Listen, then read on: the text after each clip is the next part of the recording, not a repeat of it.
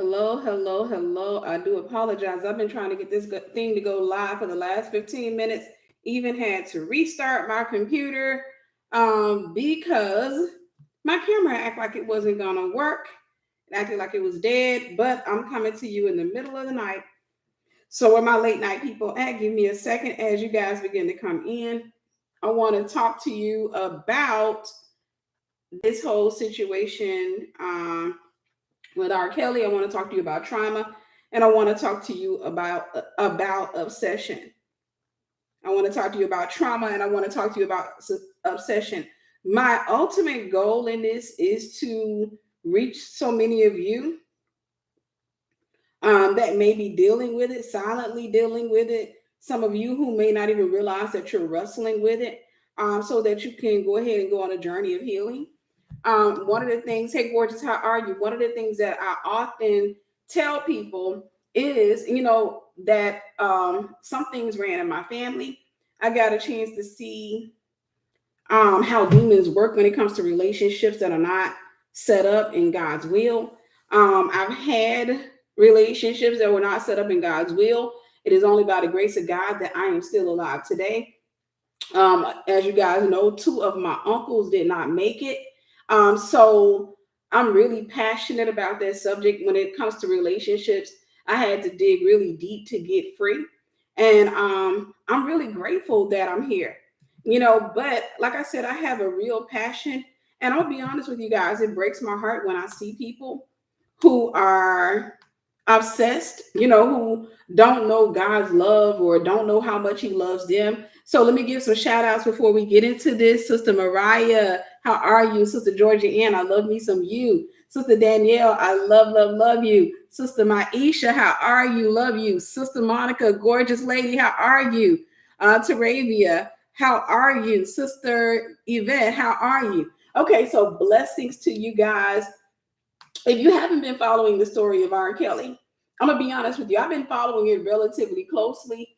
I won't say like close, like obsessive close, but I will say that probably about once a week I would have a thought about it, and I would actually, kind of Google to see what was, up, and at the same time, I follow Jocelyn Savage, which is one of the girls that has still been in captivity with him. And when I say captivity, people have to understand there is a such thing as willful captivity, but it does not make you right. And one of the things, this is just kind of, me letting people come in just to share. I was having a conversation with a friend girl of mine earlier, and we talked about the verdict. And I could tell we kind of had mixed views on the verdict. And this is what I love about adult conversations. You can have mixed views. You can have or not mixed, but differing views about a subject, and it doesn't bother you. So my views were, hey, I'm glad this guy is put away. And for me, it's not because of what he's done, it's because of what he's still doing. On the other hand, she was like, basically the people are grown, and grown people can do what they want to do. And I'm like, no, it shouldn't. Those things are not legal. A lot of things. That's why he's in jail. They're not legal. There are certain things that you can't do to people. And me having a relative who knows how to pinpoint weak women who have low self-esteem, I got a chance to see that full force in action. A relative who can look at a female, and a lot of times these women are weak, they're broken, they don't know their self-worth. And whenever they get the attention of a guy who's relatively handsome, especially if we want to go by the world system, if by the world system, when people look at him, they consider him to be an 8, and the female is considered by the world system to be a 2. When that 8 male gives the 2 female a lot of attention. And now I'm not saying I agree with this system. Please don't anybody misquote me. Please don't point your trauma at me if you happen to be traumatized in that area. I'm talking about the world. But when the world ranks him as an 8, now character-wise, you may notice he may be single, because character-wise, he may be a negative 18. But on the outside, on the skin side, he may be considered an 8 by the world. He don't open his mouth, don't nobody talk to him. They don't know. But she may be ranked a 2. And if she's ranked a 2 by the world, a lot of times what happens is when she gets attention from that 8, she don't care nothing about the character of that guy. She doesn't care anything about the character. All she knows is that this good looking dude is checking for her. All she knows is that this good looking dude is talking about marriage and babies and stuff like that. And he's doing it very, very fast.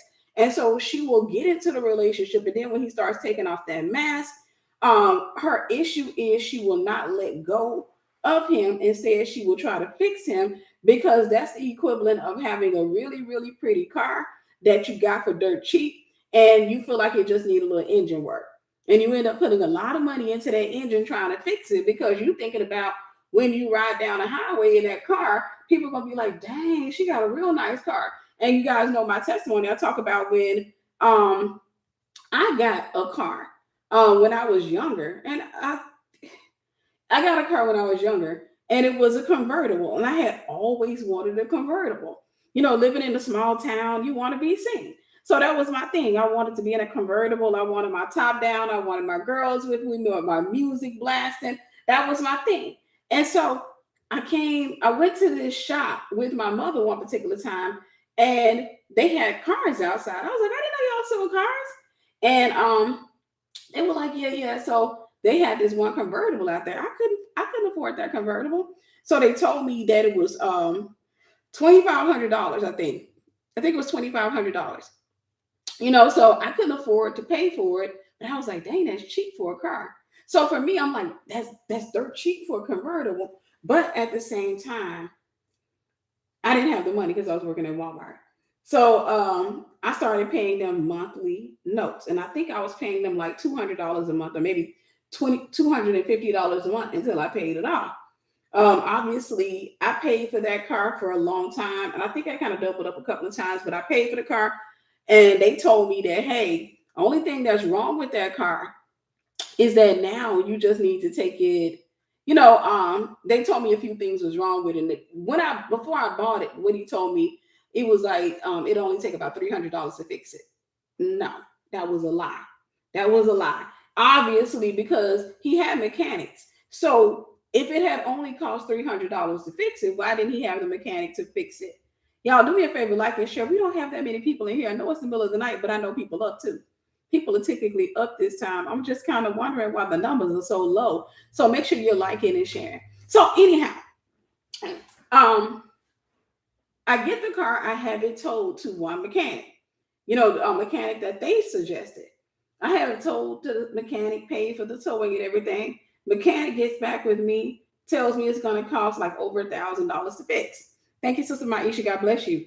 Tells me it's going to take over $1,000 to fix. I'm like, dang, that's a lot of money. So then I have it told to another mechanic away from him because I think he trying, because I go back to the shop, the place I bought it from, and they're like, oh, he's trying to get over. I can't believe he's doing this to us.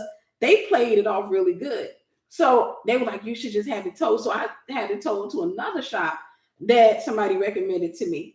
Get it over to that shop because that man was telling me, when I was talking to him, oh, they trying to get over on you. They trying this. Yeah, that don't sound like that. He just trying to get over. Tow it to my shop. Wait. So I pay. I have it towed to that particular shop.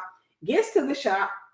He looks at it. And then he gives me a bill bigger than the other one that he was like, oh, they were right. They were right. It's going to need this, and this. So this is your bill. I'm upset. I'm mad. I didn't have the money. I had taken me like 8 or 9 months to pay that car off, before I could even get it. And now here it was, paying that amount of money was going to take me several more months. So obviously I was a young lady. I was impatient. The guy was going to charge me a storing fee to leave it at his house. So I ended up having it towed to my mother's house and sat in my mother's yard for several months, probably all the way up to a year, until I finally sold it to another mechanic for $500. You see how I lost money in that situation? So this is what I learned.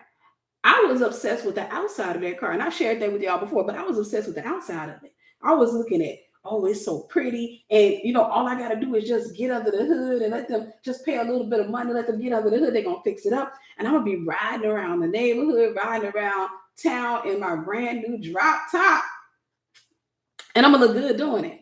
It's gonna be me and my friends, and we gonna yeah. And that's the same mentality that people have when it comes to guys. A lot of times a woman will go after a guy who looks good on the outside, but on the inside, his character's a mess. And she'll try that pimp my ride crap. So let's talk about this whole situation with R. Kelly. Um, Everything he was charged with, he was found guilty of. And like I said, I know some people are relatively upset about it. And this is my thing. First and foremost, mostly this is what I was talking to a friend of mine about earlier. This is what upsets me.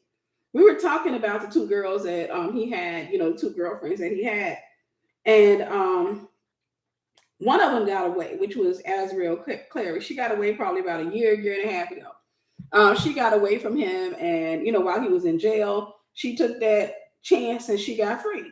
The other girl, she started, which is Jocelyn Savage. She started getting free because she started posting up to Patreon. She posted up to Patreon. I mean, she posted up to Instagram about to share my story. And she started sharing snippets of her story on Patreon. So people purchased the Patreon access, and what they did, and this is to the victims of sexual abuse, because narcissists or Jezebels always had APAS, aka flying monkeys. They always have that. And it really ticked me off because what happened was, I was telling this to my friend. I said, Azriel Clary, when she first came out, thank you, Sister Danielle. I love you, sis. I really appreciate you. When Azriel first came out and she started sharing her story, if you went to her Instagram, because I did, because I was praying for her, I have a heart for women who come out of that type of stuff. So I didn't follow her, but I would just kind of go and look and check on her and pray. But I would go in her comment section. When she first came out, pay attention to this. When she first came out, started telling her story, her comment section was filled with men and women, mostly women, who were talking about her, accusing her. I'm talking about threatening her. It was a hot mess. And it made me think about, this is why victims of sexual abuse oftentimes are quiet, because it's these clowns like this that come out and they attack the victim in their attempt to protect the victimizer, because in their mind, he's a legend. Y'all about to mess him up. And, they're trying to say, well, y'all just wanted him for his money. And I'm sitting here looking at these women. I'm like, every last one of y'all cockeyed know good and well, had this man come for you, you would have given him a go. Had this man come for you, you would have given him a go. He didn't come for you. So now you're mad at them because he accepted them. But you're looking at it from this point. If it had been me, I would have still been rolling by his side. Not if he had you eating feces and beating the crap out of you. Because this is the thing. Having been in an abusive relationship, you can look at a guy on the outside and he be pretty and good looking, and everybody talking about they want to get with him. But once you get in the inside with that person, the victim, he's no longer handsome to you. He begins to lose his appeal. He doesn't look so good to you anymore because you begin to see him invertedly. You begin to see him based on his character. After you live with a person a long time, this is why I tell you, don't get obsessed with the outside, because once you live with them for a while, it's like some type of inversion that happens. Why do you think women can be sitting there with their man like this, man looking good? Because she sees his character. See, on the outside, when you're not in a relationship, most of the time you're obsessed. When it comes to looks, most of the time when a woman is obsessed with a man's looks, it has everything to do with her trying to appeal to her friends, trying to appeal to society standards of beauty. She's thinking about her Instagram. She's thinking about her haters. She's not thinking about, okay, I want to be able to look at this man every day. No, because at the end of the day, when you get in a house with him and you're living with him and his character begins to come out, that stuff don't matter to you no more. That stuff don't matter to you no more. Doesn't matter how good looking he is. At the end of the day, you're just looking at him like, can you just leave, please? Because I can't do this. At the same time, and this is one of the things that I think a lot of you can relate to, you may not realize. At the same time, I remember talking to an old friend of mine, male friend when I was in the world. Dude was not a looker at all, at all, at all. Was not a looker at all. But he was my boy. He was somebody I talked to. He had my back. He educated me about men. We talked on the phone like every day or every other day. He made sure, like, like I tell you, I've shared this story before. I credit him for saving me, keeping me from being sex trafficked because I had almost gotten manipulated. Excuse me, guys. But I had almost gotten manipulated by some guys in a mall into traveling with them. And the guy claimed, because they had this little photography thing, and they had this little photography thing, and the guy was telling me, I can go on the road with them, how much money I'd be making. You'll be pulling in $100 a day. When the guy stopped me in the mall, I was 17 years old, literally 17. But I was going to be turning 18 the very day that they left. He says, so the day we leave, you're legal. This man told me that because I was dressed skimpy, he said, wear them little outfits like that. He was telling you pull in about $100 a day, plus a little bit of something on the side or what have you. All you got to do is wear them little bit of outfits like that. And it was that. And my mother met the guy because she was with me when I went to the mall. I feel like I got a mosquito down here. She was with me when I went to the mall. He stopped us together, because he was trying to get us to take pictures. But my mother didn't even catch it, and so I had put in my resignation at Walmart, but I talked to this friend of mine and I told him, I told him what was, and he was like, sis, he said, no, no, no. And this is before sex trafficking. I can't say before it was a big thing. I'm pretty sure it's always kind of been major. But in this particular situation, I think, because we didn't have internet then, so I didn't know anything about that. I didn't know nothing about that world. And so he introduced me to that term. And he was like, you ain't going with them, sis. I'm telling you right now. He said, they're going to pimp you out. They're going to put you out on the streets or what have you. He sat there, he educated me. So this guy was a good friend of mine. And I was genuinely attracted to him when it came to his character. Now, keep in mind, again, I'm a young girl. I was in the world, and image mattered a lot to me. Young girl wants to have that good looking guy. Young girl wants everybody to be, looking at her and admiring her or even jealous of her. But this guy, character wise, I was madly attracted to him. Like he was attracted to me, I was attracted to him when it came to character. But every time I saw him, and we didn't even meet up nowhere, anything like that, we would just kind of see each other around town. Like he saw me at a gas station one day and I'm putting gas in my car. He's like, what up, Tiffany? And at that time, I had been going over and over again in my mind, like, man, he can't be that bad looking. I think but then when I saw him, I was like, ugh. So that's how we have a tendency to do. Sometimes we look at things invertedly. Now, I'm not going to say he would have been the right guy, what have you, but if his character had remained like that, and if his character was really like that, and I had gotten a relationship with him, at some point I wouldn't have found him unattractive anymore, because what I would have did is I would have had an inverted look at him, because you have an instinctual way to see people for their heart. You have an instinctual way to see people for their heart. So this is why a lot of relationships end up ending, is because whenever you start seeing that good looking guy's heart, he doesn't look so good to you anymore. And if he's used to being worshiped by women, it's hard for him to accept being in a house with you or in a house with any woman who's not worshiping him. It's hard for him to be in the house. So when it comes to the whole R. Kelly thing, a lot of the women came in Azriel Clary's comments.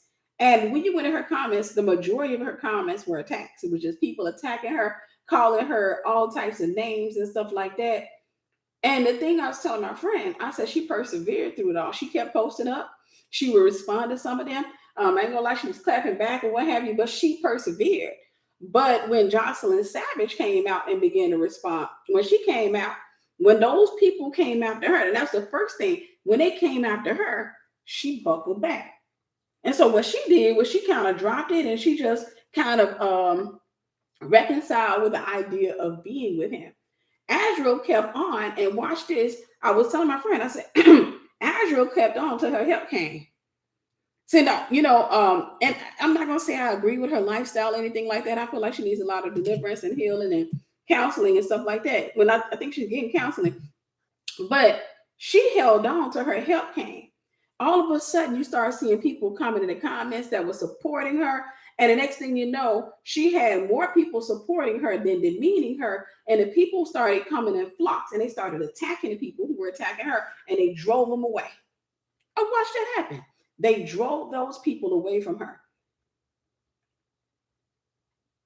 Jocelyn never got to that place because soon as she came up and said something and those flying monkeys came out and attacked her, she went right back. She went right back.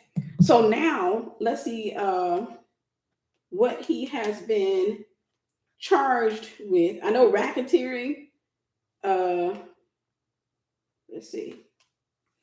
Good gosh. Hey, went off. Hands type in.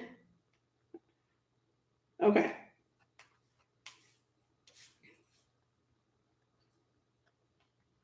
Okay, found guilty of after 11 sexual. I'm trying to see how many charges he got.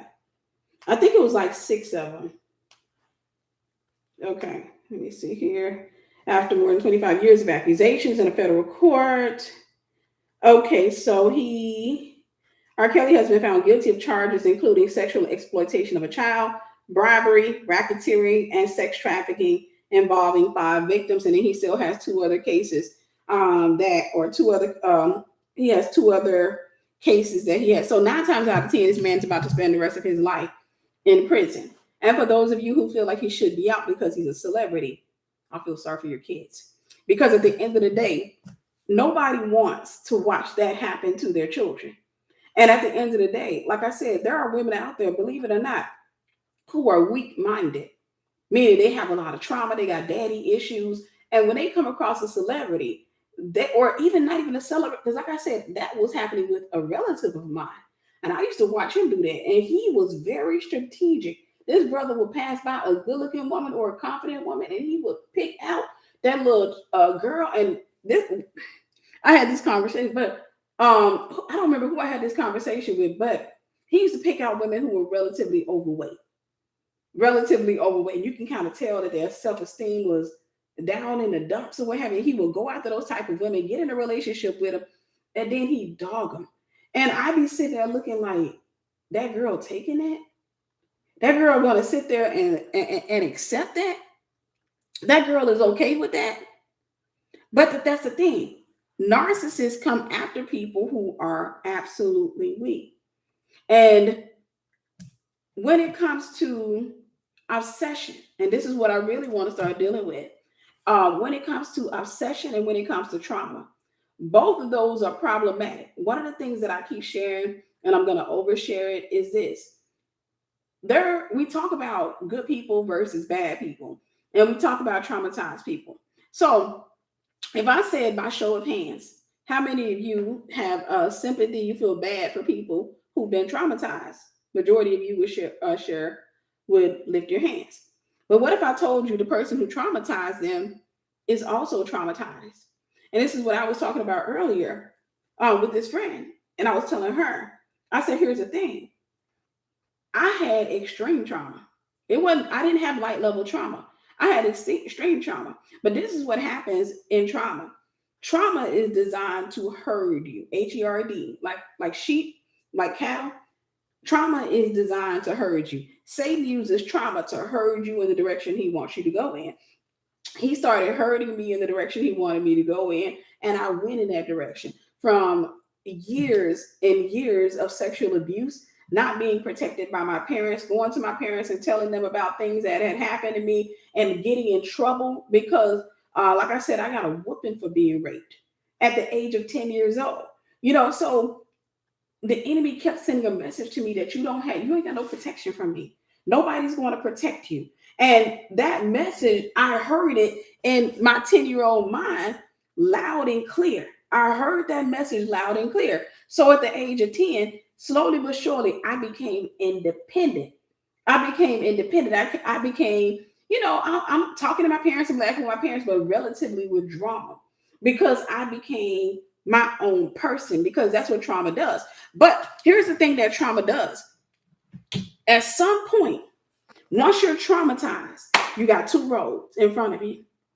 You got over here, good. You heal, you forgive, you move on, you become a good person, you overcome it, you testify about it, and all is well. But over here, you get to get revenge. You get to sit up there and bring those people down. You get around other people that they learn how to master folks like that. Unfortunately, both people are victims, the good person and the bad person. The good person just is an overcomer. I talk about this in my book of boundaries. Thank you, Sister Jamie. God bless you.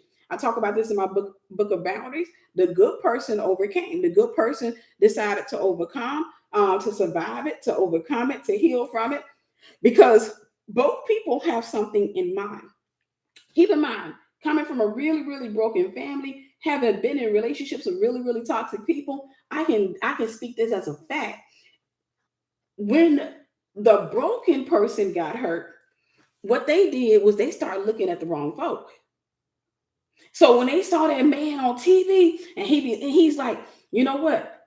I crap on them bees, man. And what have they like? Yeah, yeah, yeah.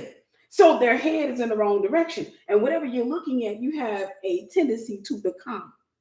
You have a tendency to become. And so I said, this is why I can sympathize, but I can't empathize with people like that. Because at the end of the day, when people come to me, for example, needing counseling, you cannot tell me you are the way that you are because you were raped and molested. Because if I give you my testimony, I can almost guarantee you there's not that many people who have a testimony as traumatic as mine. There are not that many people that have a testimony as traumatic as mine. And here's the thing, I'm grateful for my testimony because when I'm counseling, coaching, mentoring people, they can't come and justify being a victim because when they say he cheated on me, he hit me, girl, let me talk right quick. Let me tell you some of the stuff that I've been through. You ever been chased by a man that you were with in the middle of the night? You on foot, he's in a car, and bro man is hell set on hurting you, potentially even taking your life. You ever ran out in traffic and tried to stop cars because you were afraid for your life? You ever done that before? You haven't? Okay, let me tell you a story. But what made me grow into the woman I am is that I made a decision. I made a decision that I wanted to be the good person. I saw good people. I genuinely did. And guys, I'm twice divorced. When I was going through, matter of fact, I was Christian and I was saved. I love the Lord when I got married the second time, but I was still a babe. I wasn't mature enough to choose nobody. I wasn't ready for no relationship. And this is why I tell women all the time. So I just wish I could convince you to wait. It's a passion of mine. I wish I could convince you to just build up on your relationship with God. I wish I could convince you to take this season off from dating. I wish I could convince you to just really go and find out who you are in Christ Jesus. What's your assignment? What's your purpose? I wish I could convince you to stop looking at the people around you because trauma reproduces trauma. If you're traumatized, you're going to go out here and get traumatized again.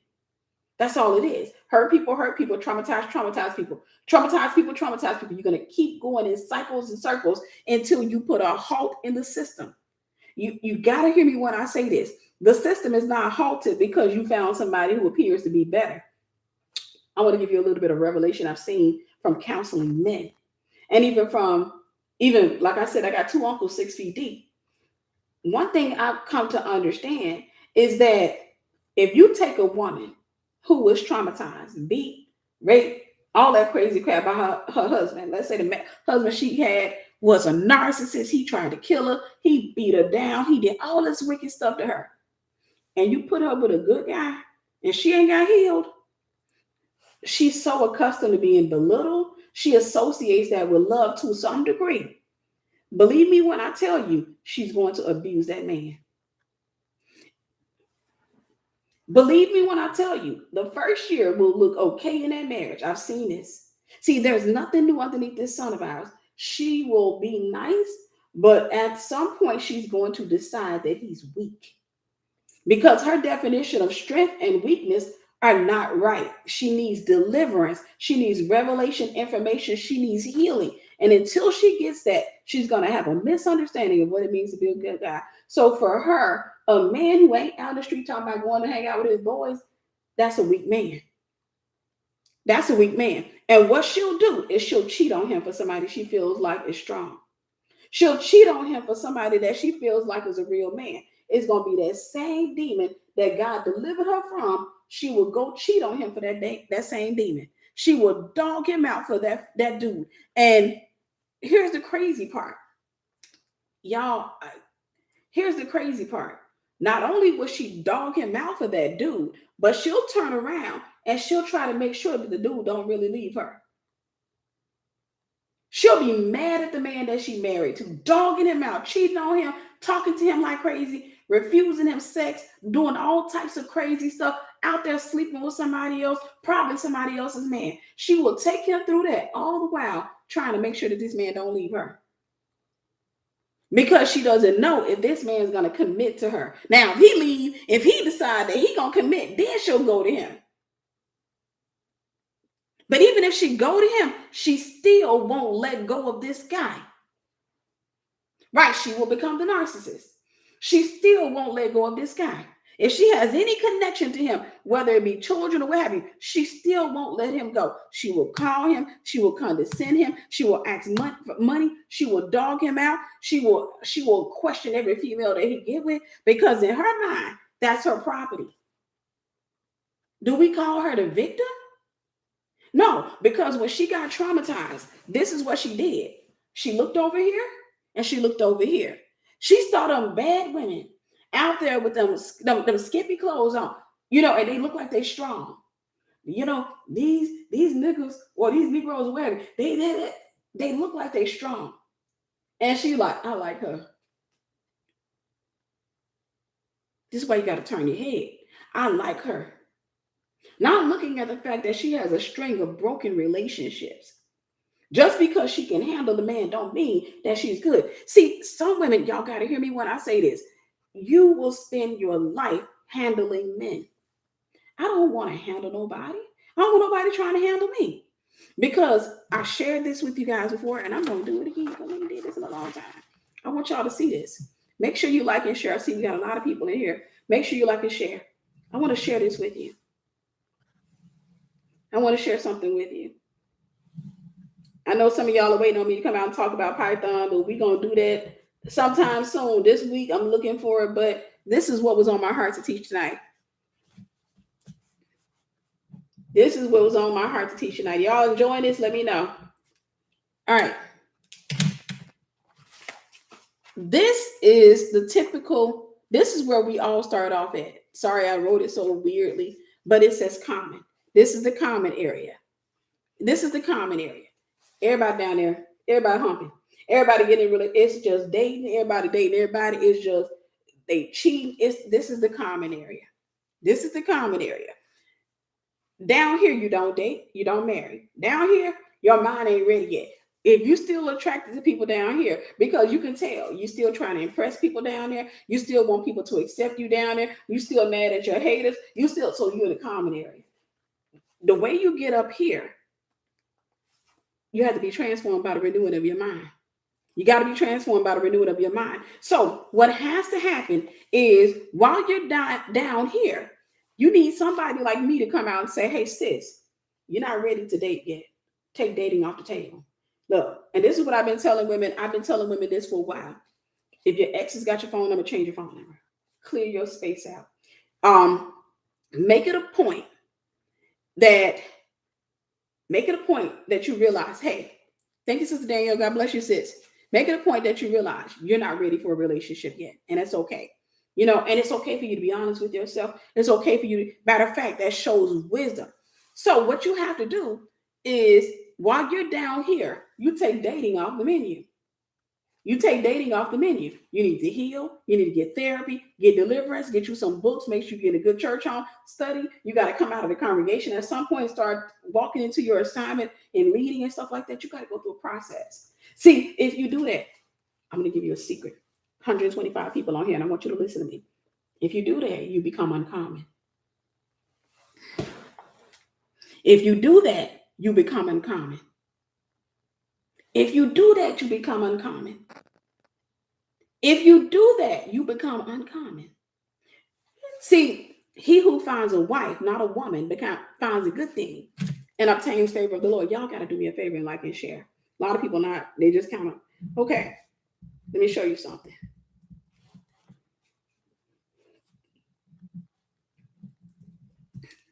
He who finds a wife finds a good thing and obtains favor of the Lord. I've taught this to you guys before. Understand this. Thank you, Sister Kyra. God bless you. Understand this. A wife and a woman are not one and the same. Because when a man finds her, she's not a wife or she's not married. When the Bible says he who finds a wife, God is dealing with a mindset. That means she's been ready, she's been set aside, sanctified, she's went through her times of purification, she's went through all of those things. And so when this type of woman is found, this is a wife. And God says a prudent wife or a prudent woman who can find. She's very rare. She's very rare. But you have the common area, the women. These are women down here. I don't know why I'm writing like this today, but these are women down here. Up here, you got wives, but it's not that many wives up there. So it takes a man who comes out of the common area and says, hey, God, I know you. I want to know you more. I love you. I honor you. I worship you. I adore you. You are my everything. You're King of Kings. You're Lord of Lords. I put you before me. I put my destiny in your hands. I say yes to your will. Father, lift up your name. I glorify you. It takes a guy who makes that decision and he begins to also ascend that mountain. So as you're ascending, you're both tempted, right? So you're tempted because there's some good looking dudes and your mind is still being changed. And while your mind is still being changed, sometimes you can find people attractive, but you have to be honest with yourself and say, he ain't the right one because I'm not ready yet. If I'm attracted to him and he attracted to me, that's a no-go because I'm not ready yet. You got to be honest with yourself. So what then happens is you're going to go to all of these different levels. You're going to go here, but every level you're going to know you're going to feel grown at times. This is why you got to have a pastor. You got to have accountability. You need somebody to tell you that you are not ready yet. You need somebody to tell you, sis, I get it. I understand. I know you think you're ready, but you're not ready yet. Because you're a wife, please don't end up down here because you're gonna be on rotation. Down here, you're gonna be on rotation.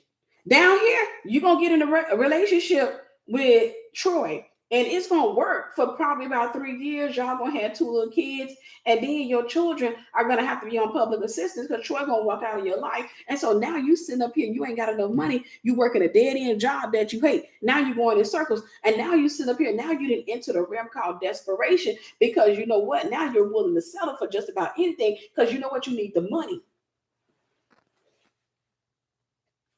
It doesn't take forever to get ready. It takes intentionality, and most people are not willing to do that.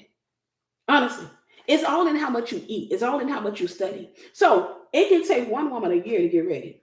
Because in that year, she gives herself wholeheartedly to God. She go after God with her whole mind, and she just makes it, you know what, God, I give you everything that I am. I'm taking all. But then there's another woman that'll take her 10, 15 years because she ain't gonna want to read no books, watch no videos. The video too long for her. She just takes her time. So she eating. It's kind of like the older people used to make you sit at the table and eat all your food. I had an auntie like that. Every time I went to their house, they would cook food I didn't like. And I mean, it wasn't that they were doing it intentionally. They were actually really great. It's just that they were into all that soul food. I wasn't into that. You know, I was growing up and my parents weren't necessarily doing the best thing because they used to let us choose. You know, we can go up in there. If I don't want that, I'm going to the refrigerator and get what I want. So we had freedom of choice. I can honestly say that. So we go over there and they got beans and greens and all this stuff on. And I would sit there, you know, babysitting. They would be babysitting us.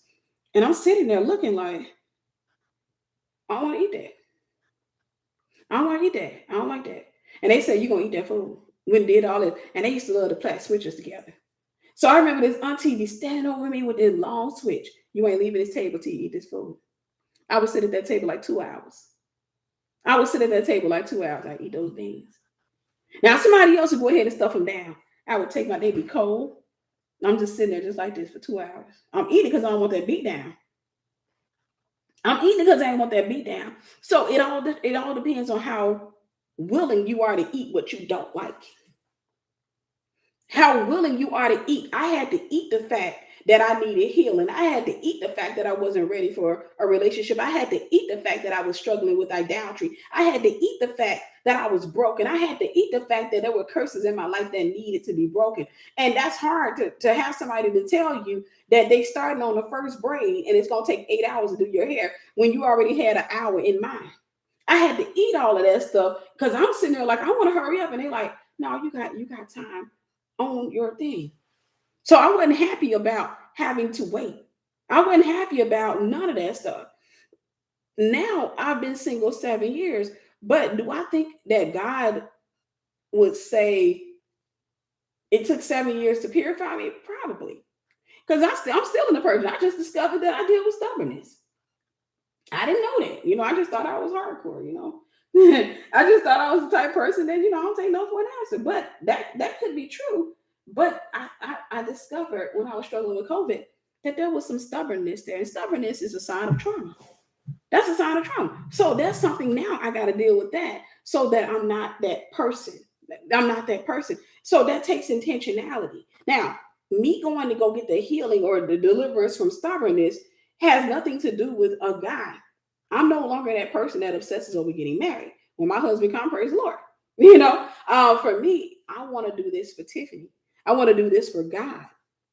That's what I want to do this for. Most people don't think like that. So again, I'm going to redraw this because I got makeup on the other one. Again, here a second. And then I feel like I can write these words out a little bit better. I need y'all to pay close attention to this. I need y'all to be all up on this. Let me stop. I have to stop doing the bubblies because I do the bubble writing from time to time. I kind of feel like I switch my handwriting up sometimes.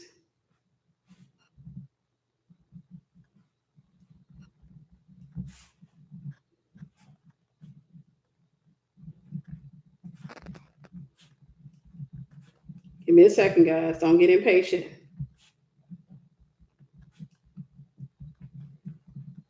All right. Common versus uncommon area. This is where you don't want to date. But you know what? This right here is where you're the most desperate. During this season, you're more desperate. You got all these dudes checking for you. They got muscles and tats and they look good. What have you? They got nice cars. They driving around in Bentleys and what have you. And you just looking. When you're in that stage in your life, you have your trauma. You got all these peers that is peer pressure. There's a lot going on in that stage in your life. But you have to be willing to stand out. And standing out is not the easiest thing. I can say as a woman that I don't mind standing out, but don't get me wrong because I realize I feel the pressure of standing out many times. I feel the pressure because when you stand out, you're not going to be accepted by a lot of your peers or by a lot of the people that you come in contact with. You're not going to get the invitations. You're not going to have the embracement because you're not embracing the ideologies. Can two walk together except they be agreed? So a lot of people will reject you. And a lot of times you have to get to the point where that no longer stings because rejection is powerful enough to make you go into, thank you, sis, go back into mediocrity. Rejection. Sometimes I try to figure out how to say things without saying it the wrong way. If I'm here and somebody down here rejects me because it's the common area, this is where everybody at, this is where the party lit, all that. If I'm here and somebody down here rejects me, if I don't process that correctly and don't realize that I'm a rare thing, then I'll step down. Am I making sense? I'll come down off my high horse. And when I say high horse, I don't mean pride. I remember specifically this one girl, and I don't even know why we gave her a chance at friendship because that was her thing. Met the girl, and everything seemed to be going good. We had a conversation one particular time, and we had a conversation. We talked about God. Everything seemed to be good. I'm like, I'm thinking me and her gonna be real good friends because we both talented, we both love God, we both this, we both that, all of that. But I specifically remember one particular day. she invited me to an event, and when I got to the event, she was acting funny with me, and she had another girl with her that was acting funny with me, and I couldn't understand it because and I was married at the time, what have you, and the girl that she had with her decided that at the end of the party she was going to try to comfort me. So I had made a comment about the man I was married to because he was from Cameroon, and he wanted to go back to Cameroon. And he had got drunk or what have you. I was mad at him because I was Christian trying to do the right thing. He over there got drunk and he's talking. He was like, I want to move to Cameroon and run for president. But my wife, she don't want to go to Cameroon. Or what have you. So long story short, I ended up having a conversation with some girls, and the girl overhears me. I made a comment about how I had ate with the wrong spoon and fork when I went out with, he got invited to dinner by his bosses and stuff like that. And the girl jumps up out of her seat. She said, well, you need to learn then.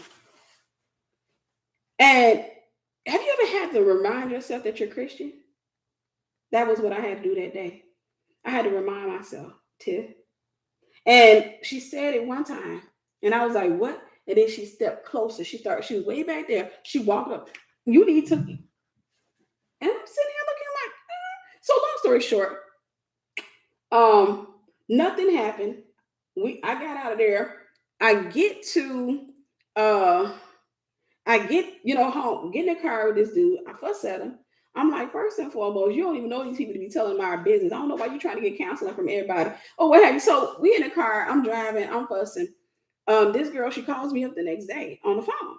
Not the girl that confronted me, but the girl that invited me. Like I said, one of the things that kind of stood out to me was that she was very distant from me at the party. She watched that happen. She did not try to intervene. And actually, when I looked at her when the girl was acting up, when I looked at her, she was laughing and hitting hands. She was high-fiving with another woman. Okay. Heck, man. So I get on the phone with her. She calls me the next day. She's like, I just want to apologize for what happened last night, or what have you. She could be a little intense and stuff like that. I said, no, it's okay. I kind of discern, or what have you. I use that term. She was like, what do you mean you discern? I said, I kind of discern. And she was like, she said, no. What did she make? Right. It was trying me. They definitely playing that. She was like, she basically tried to call me traumatized. And then she was like, she said, somebody have to bring you off of your high horse. Yeah, I didn't even know I had one of those. I didn't even know I had one of those. I would have been riding it because I don't like this traffic. The girl told me that somebody needed to bring me off my high horse. Here it is. I'm being friendly. I'm thinking we cool. I'm thinking we cool. Like we ain't never had a.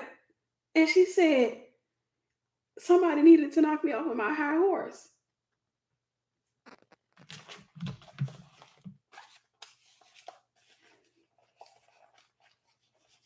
Right. It had everything to do with him. And at the same time, the thing was, he was a very motivated man. Is probably still is. I don't want to say, I hate to speak people past tense. But he was a very motivated man, spoke 5 languages, had studied in many countries, and he wanted to go to his country and run for president. So he was very ambitious. He had a great job, as a bioengineer. He had a lot of things going for him. And the fact that he wanted to go back to his country and run for president, how women be doing sometimes, they be trying to figure out how the heck you get him. How you get him? Because they be feeling like I'm better suited for him. I'll be his African queen. I'll go to his country with him. No, you won't. You don't even know what you're asking for. But basically, what I'm saying is this. Here, people down here gonna catcall you. They gonna threaten you and everything. And there's a temptation to go back down there. There's a temptation. I'm telling you, there's a temptation to go back down there. There's a temptation. I don't care how you get, how you get. You still wrapped in flesh. You just get wiser. You don't stop wanting, because I'm sitting there, I'm literally having a conversation with myself at this party. Don't do it. Don't do it. Because that flesh will say, choke this child, choke this bat. I had to make, at first I was going to not say it, then I was like, you said, and I don't know, but I think I was trying to say nothing else, but I was trying to say that. choke this bat all the way asleep, drag her outside,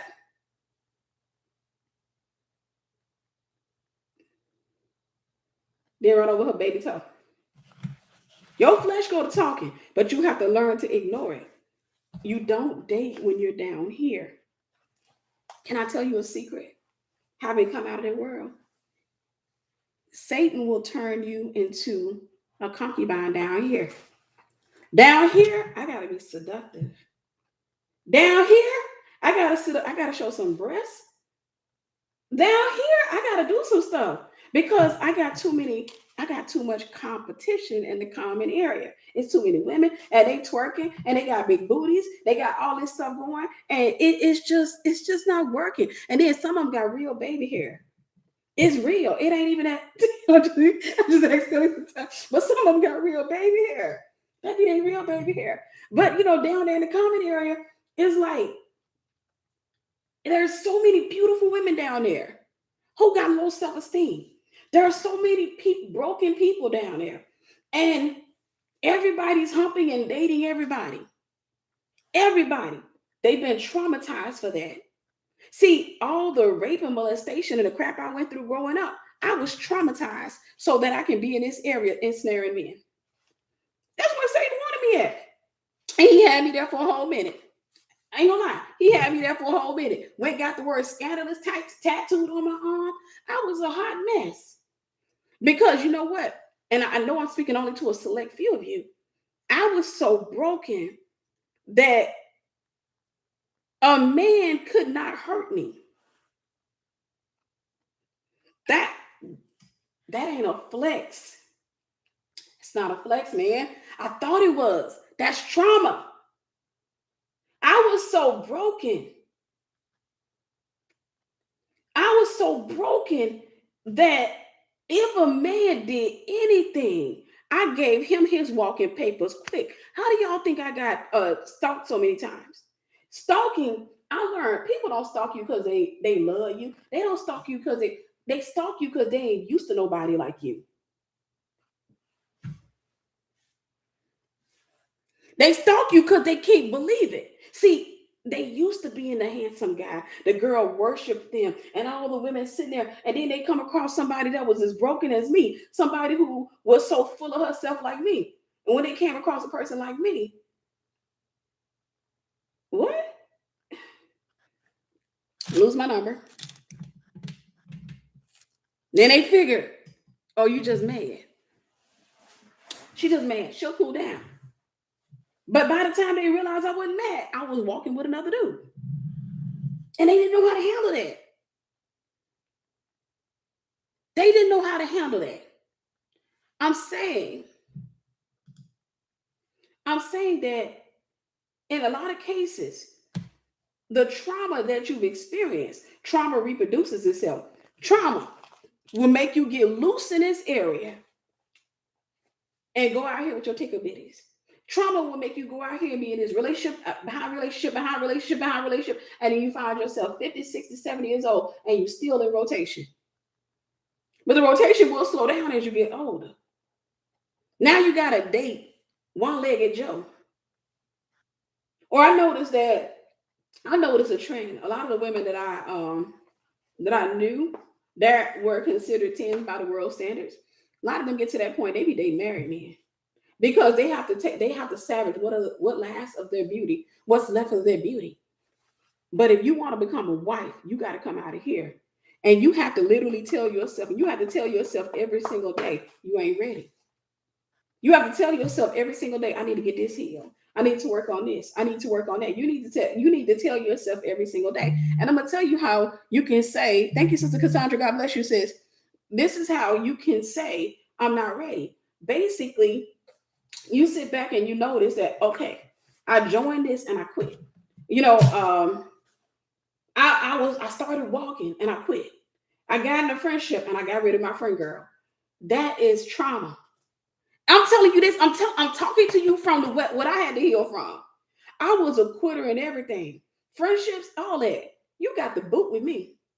Soon as you offended me, soon as you hurt me, do I still struggle with that? Yes. But I don't do it. Do I still deal with the temptation? Yeah, yes. Yes. Because you remember, it becomes a part of your memory, meaning it becomes almost habitual. Am I healed from the trauma? Yes, I believe, but there may be some stuff that God is still dealing with. Like I said, I found stubbornness. So because of that, that tells me there's still some things that have to be addressed. I'm one of those people that I would much rather acknowledge it and fix it than to deny it, reject it, pretend it's not there, and let that thing keep sabotaging my life. Let that thing keep sabotaging my life, and it keeps on holding me back from things that God has in store for me. It keeps holding me back. I'm not willing to be held back anymore. I'm not willing to wait for things that I should be able to put my hands on. And I'm not talking about a man. I'm talking about properties. I don't know about y'all, but I'm attracted to real estate.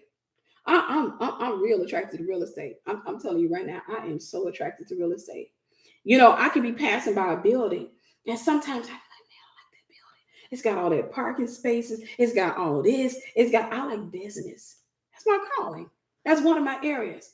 I'm real attracted to real estate. Real attracted to real estate. So what I had to do is I had to heal from my trauma. And I had to come out of the common area.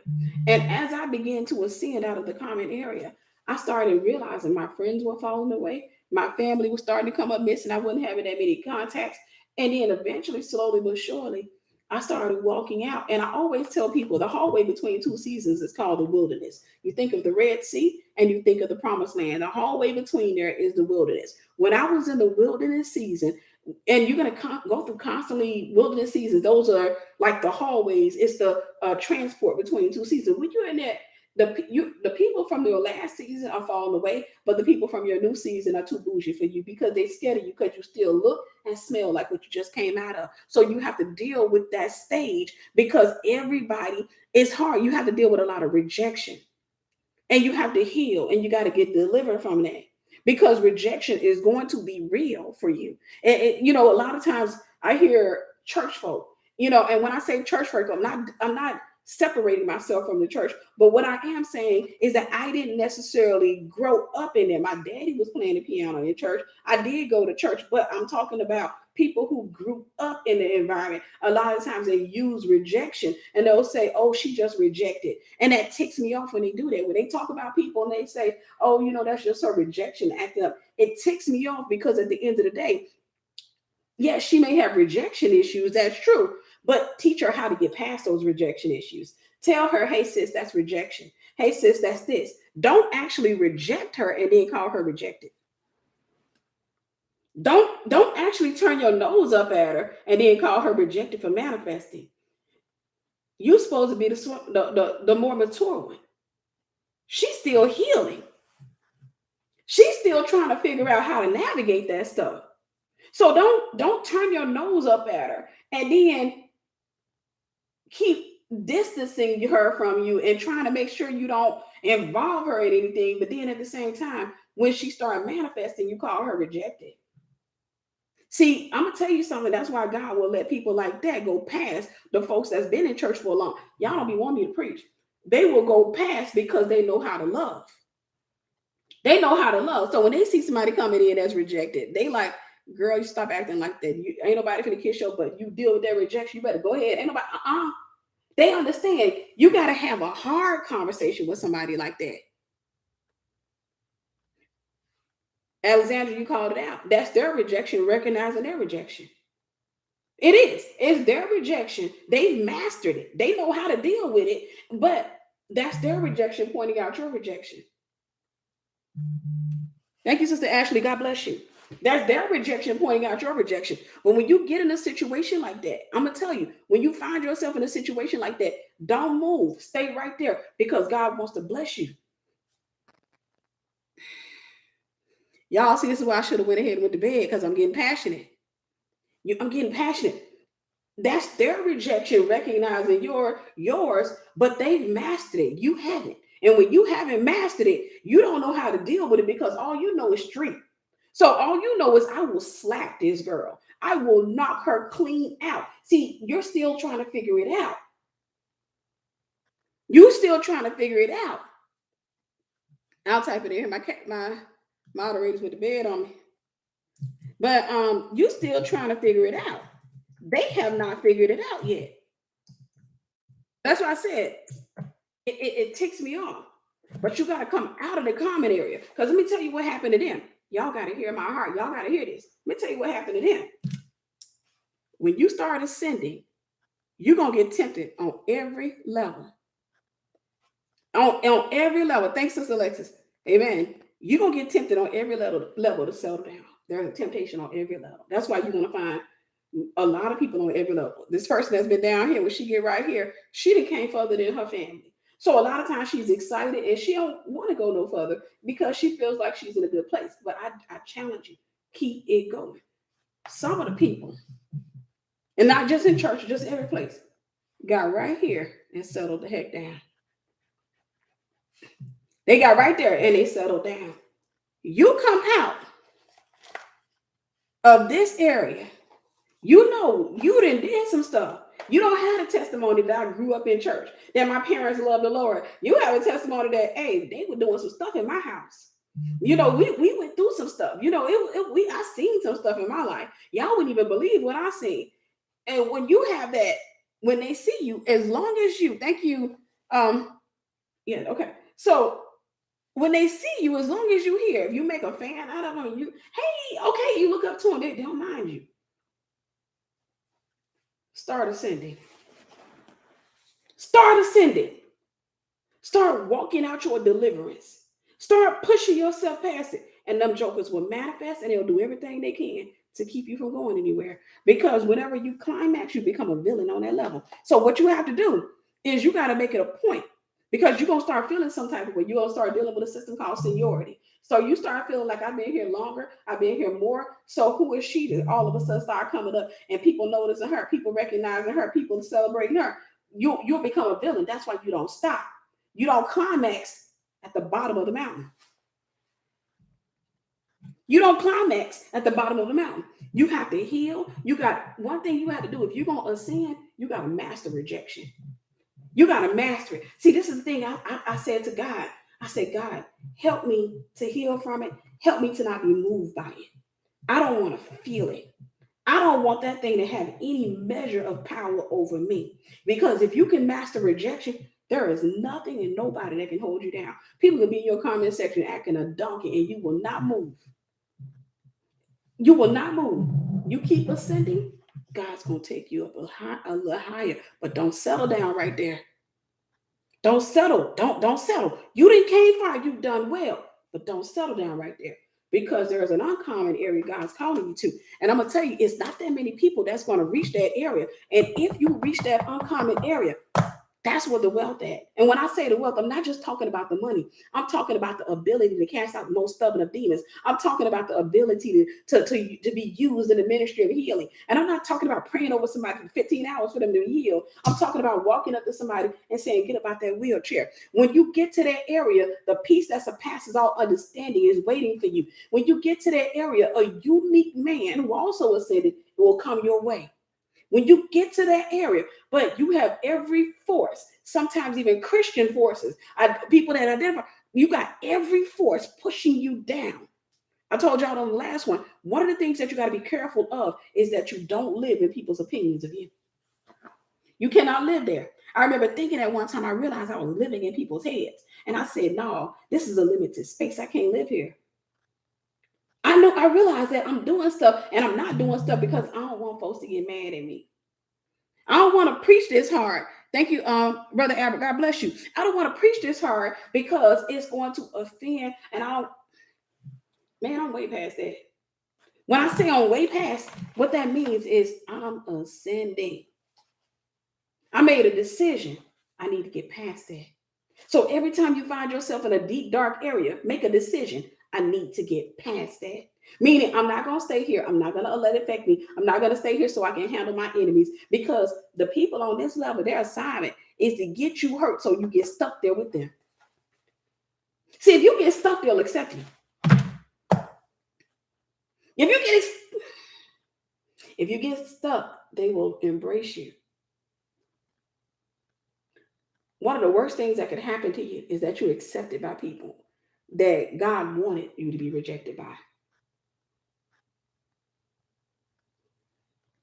I tell people just like this: stop chasing people's acceptance before you mess around and get it.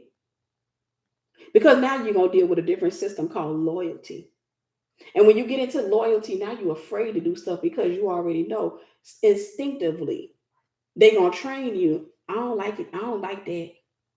So you're going to stay behind them. You're going to stay behind them. I don't know what you asked about, Sister Alexandria, but you're going to stay behind them because you'll be afraid because you realize every person that goes ahead of them, they attack.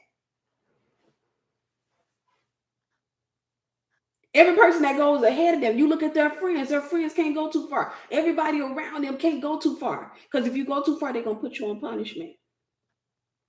And females know how to put you on punishment without anybody knowing that they put you on punishment. They just act funny with you. Come out of here. I know you were traumatized. You were traumatized so that you could be supply for the men down here. In order to keep the guys that are supposed to be the heads of the home down here, Satan has to produce a lot of women. Thank you, Sister Shannon. God bless you. Thank you, Sister Shannon. Love you, sis. Thank you, Sister Yvette. God bless you. Satan hurts women and men. He hurts you to keep you down here. But can I tell you something? No college degree, no education, none of that can surpass somebody who doesn't have an education but goes up here. None of that can touch, because a person that goes up here will tap into heaven. Heaven will give you access to resources within your belly. All these ideas begin to overflow. You're talking to a living witness. All of these ideas begin to overflow. God gives you revelation on how to do it. He gives you He gives you what you need. He gives you access to tools. He gives you access to so many things. I'll never forget when I was living in Conyers, Georgia. God started trying to show me, I'm giving you access. I didn't know what it meant, but he started trying to show me, I'm about to give you access to things. At this particular time, I didn't have a church. I didn't have nobody I could go to from those visions. But I remember laying in my bed at night. And I remember the first time that it happened. I laid in my bed, cut my lights off. All of a sudden, I had a vision. I was in this big, beautiful vault. And it was jewelry. It was neatly laid. Thank you, Sister Kyra. God bless you.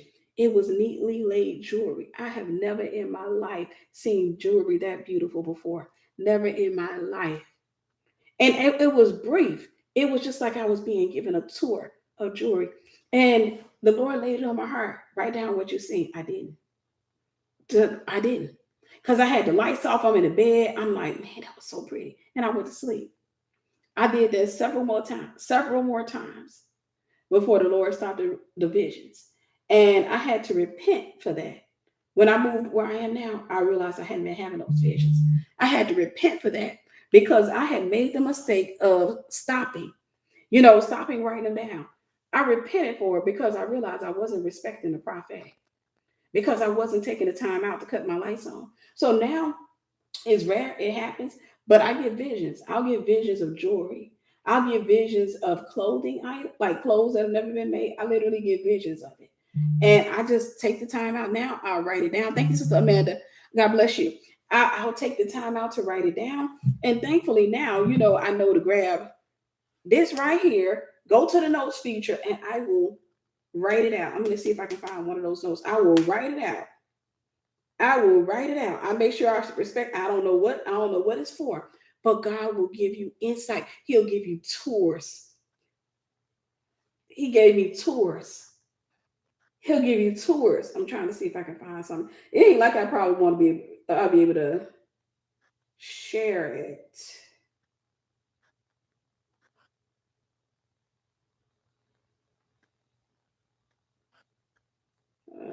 I don't see, because I got so many notes here. But I'm saying I take the time out and I write them down. Whenever I have I always say revision. It's for revision. Whenever I have a vision, I'm writing them down. Keep going. Satan traumatized you so that you can stay at the bottom. Satan traumatized you, but you know what? I'm gonna tell you something. Traumatize what traumatized you. Chase what scared you. Become the demon's demon. See, I go after what came after me now. What came after me, it had a blast. But it messed around and trained me, and it didn't know what it was doing. It didn't realize. See, because what ends up happening is if you get to the point where you heal and you get delivered, you lose the fear of that stuff because you've already been attacked by it before.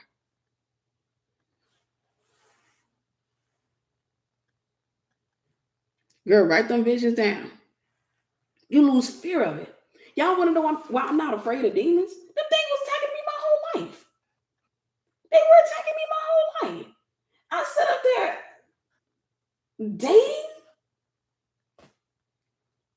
trying to figure out why every girl out here, when they get in a relationship and they break up, the dude can leave.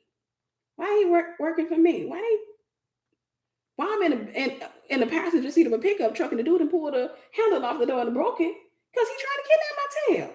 Y'all, I'm not saying that to boast because there's nothing to boast about. I'm saying that because those were my thoughts. Those were my thoughts. My friends made me think about that. Like, what in the world are you doing? I couldn't explain it. Thank you, plenty of grace. God bless you. And I had to come to understand that I was dealing with something that just was above, it was just beyond me. It was beyond my understanding. It was beyond my understanding. You have to torment what tormented you. Come after it. If you know you need a deliverance, I'm going to tell you how you handle it. You in need of deliverance. Worship the Most High God like crazy. Demons hate it. Torture it. Torture it. Turn on your worship music and worship. The enemy try to tempt you to masturbate. The enemy try to tempt you to do, get up and lift them hands. Don't lower them, lift them. Get up and turn your worship. You say, oh no, I bet I don't. In the name of Jesus, I'm going to sit here. You cut on your worship music. Me and the Lord, we got our own love song. Turn on your worship music, cut it on, and begin to worship the Most High God. This is how you will sing. This is how you will sing. This is how you get up this mountain. This is how you get up this mountain. And like I said, as you go up, and I just want to warn you, and then I'm going to talk to you real quick about obsession, and then I'm going to go. As you go up this mountain, it's going to get lonelier and lonelier and lonelier and lonelier because it's not too many people. You see how it narrows out? It's not too many people that's going to be able to relate to you as you get up here. As a matter of fact, you're going to have many days where you're tempted to go back to the bottom because you're going to remember back when I was down there, it was crunk. Back when I was down there, I had friends. Back when I was down there, I had this. Back when I was down there, I had that. It's not too many people. Keep going. Don't stop. Don't climax here. Don't climax here. And don't climax here. Get right here and take your position. Get right here. Sorry about her head. And take your position. Take your position. When you get right here, you become rare. When you get right here, you become, and at that time, everybody who laughed, everybody who talked about you, everybody, they ain't got no choice but to look up to you. That's why you don't let them bother you. They try to hold you down so they can look down. They have no choice but to look up. And the beautiful part is, this is when God said, I will set a table for you in the presence of your enemies. But he's not setting that table so that you can make fun of them, so that you can say, see, you were trying to hold me down. He sets the table so that you can be an example of what it means to be a godly woman. That way, they can realize, they can stop looking at all the trauma and all the bad people, and they can have somebody else to look up to. And they can say, how did you overcome? And you say, you know what, it wasn't easy. I ain't gonna lie, there were times where I wanted to choke a Negro to sleep. There were times where I wanted to, there were times where I had, like, man, I want to make love to somebody. I want to be in a relationship. I want to be. There were times when I didn't give in to the temptation because I kept my mind on Christ. And I kept recommitting myself to God all over again.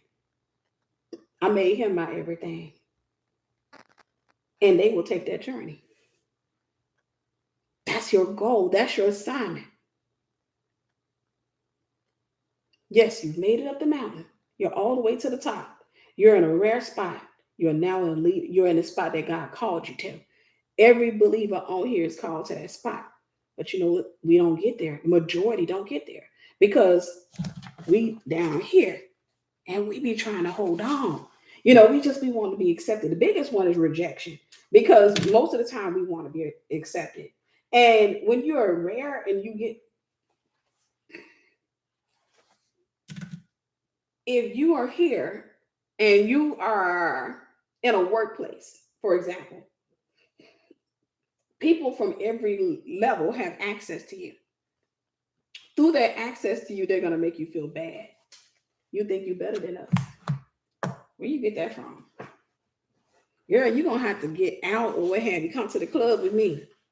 They'll make you feel bad because everybody's always trying to pull you back down so they can relate to you. You know how many people told me they wish they'd known me when I was in the world?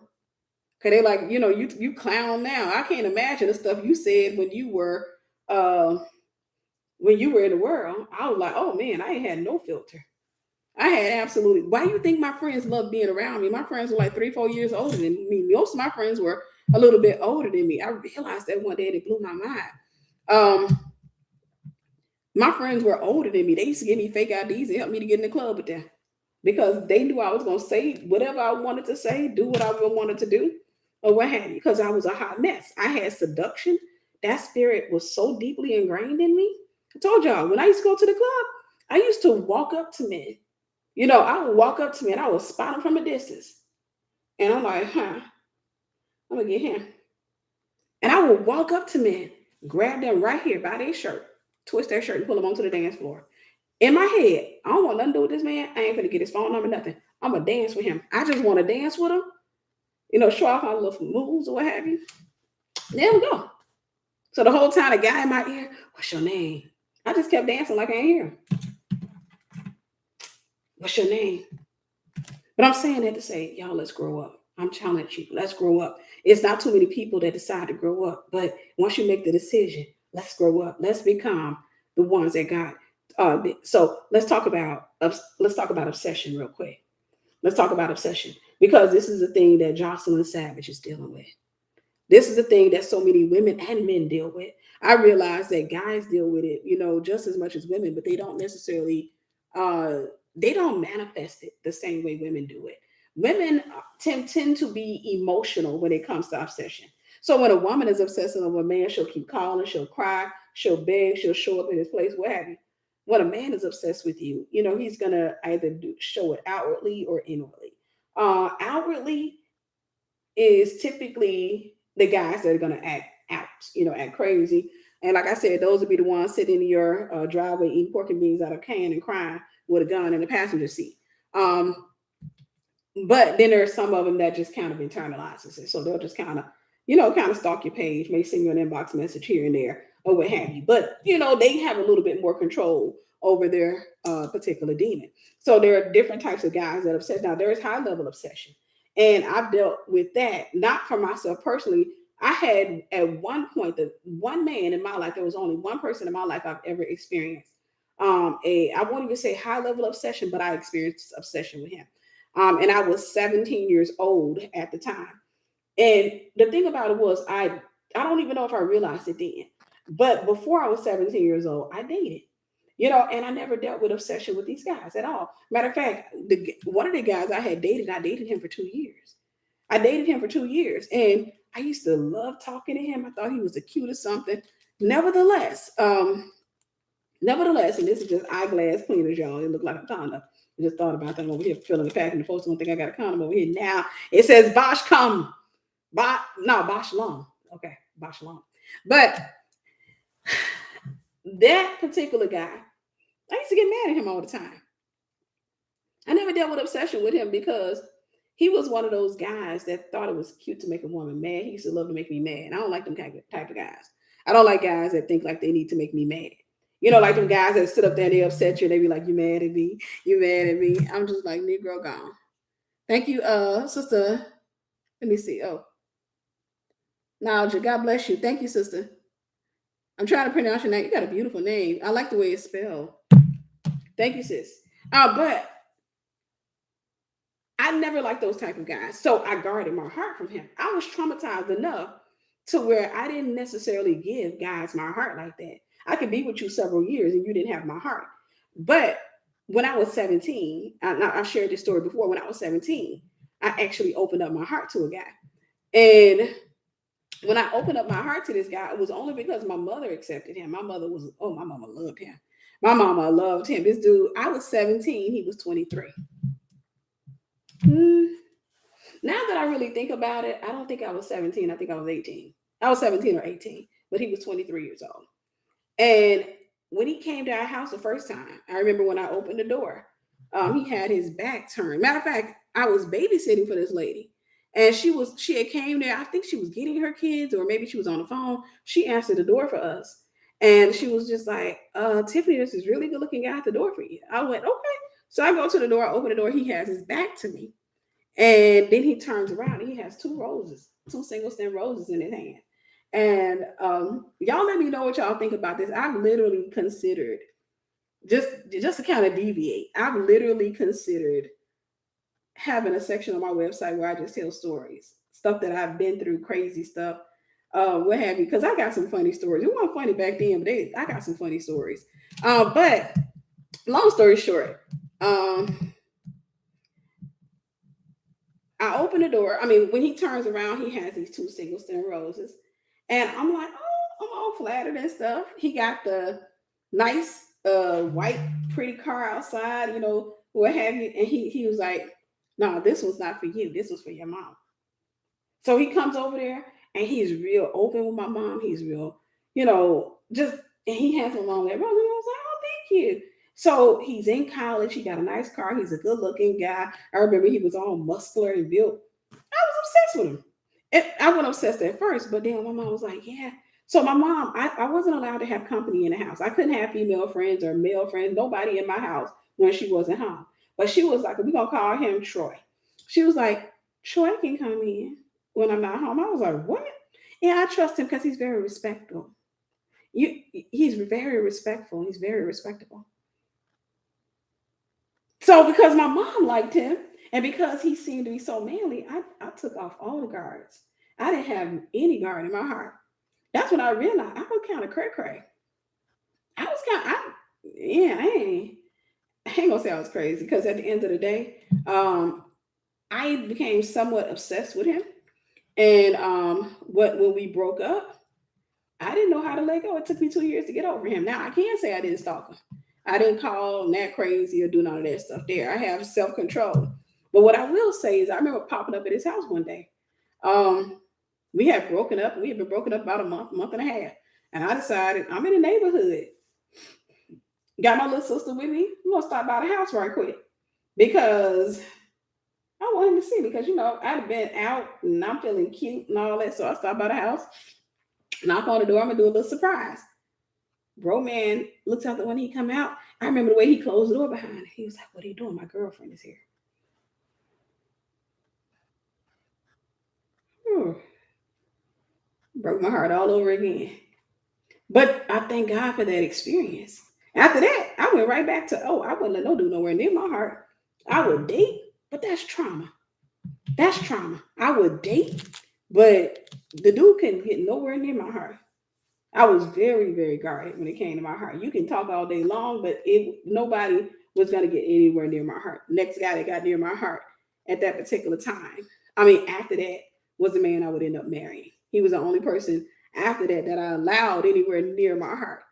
So you have to understand, guys, that there are signs of trauma that we've accepted. And a lot of times we think that they're strengths. We be like, oh, I cut people off quick. That's trauma. That's not a strength. That's not a flex. I'm the type of because let me say this before we move over, where we officially move over because it looks like I'm kind of trailing back into that. Let me say this: in this area, you do have to be strong. In this area, you do have to learn how to handle men. In this area, you do have to learn some of the things because you're going to be dating people who are broken. Stop mastering the mentality for this area. I need somebody to say they understand what I'm saying because sometimes I say stuff, I be like, does that make sense? Does it? Y'all got to let me know. Does that make sense? I know I got these little dready things in here. I got one person that understands. Hallelujah. Remember, Stop mastering the mentality for this area. Stop mastering the mentality to get a guy down here. Stop mastering that mentality. Stop sitting up here learning how to handle a man, learning how to be hardcore. Because I'm going to tell you, y'all want to hear a little thing. Y'all know I'm observing, right? Because God wired me that way so that I could teach. Let me tell you a little secret. Do you know what's considered cute down here? You know what's considered cute down here? Traumatized women. Women who are so broken that pain doesn't move them anymore. It's two types of women that are popular down here. Everybody else is in the middle. Everybody else is getting humped all over the place. There are two types of women that are popular down here. Two types. There is the naive one who's kind of new. So she's gonna get initiated in by a couple of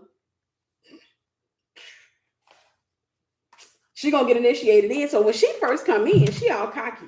When she first come in, because she knew she 20 years old and she pretty. She 18 years old, 19, and she gorgeous, and she still got her baby body. I call it the baby body because metabolism is high. She still got a baby body. And she come up in there and she snatch waist and pretty. She like, hey, ooh, party. And when the guys hear that, they hear immaturity. You don't know your value. You obviously haven't been hurt yet. So guess what they do? Everybody down here, the guys start looking. She like, I knew I was cute. Oh, these girls are hating on me. Oh my goodness, it's like everywhere I go, they be hating on me. No. Can I tell you what they hear? Fresh meat.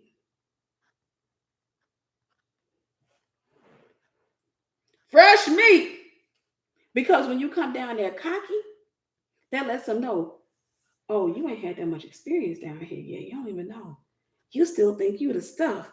You still think you can tame one of these dudes down here. You still think you got it going on. You still think that big booty gonna do it. You still think that snatch waist. You still think that.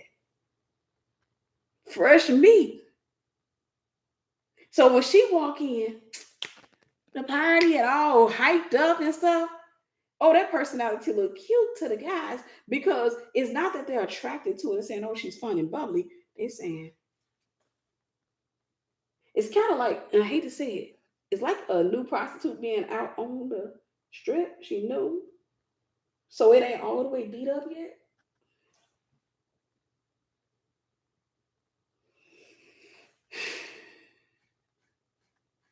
Y'all stop sewing. Because I start talking crazy. She knew, so it ain't all the way beat up. Then the second female that's popular. The second one, the one who's master being hurt. She the one that all the girls look up to down there. Because you know what she does? She knows she can tell you about a Negro. She can tell you about a man. She can tell you. She walk up in a place, she wear her clothes, she look good in her brokenness or what have you. But she know how to handle them. She know how to handle them. And women down there, they look up to her. Because she'll look at that little 18-year-old girl and she'll say, after the little 18-year-old girl had been there about 3 years and she'd have been on rotation a couple of times and now she hurt and broken, they'll call over there. What are you doing with yourself? Listen, these guys gonna keep doing you like that. Thank you, Sister Lauren. God bless you. These guys gonna keep doing you like that until you stop them. Girl, shake with them on. Look, don't give them your heart. Get that money. She gonna give them that false wisdom. She gonna give them that false wisdom.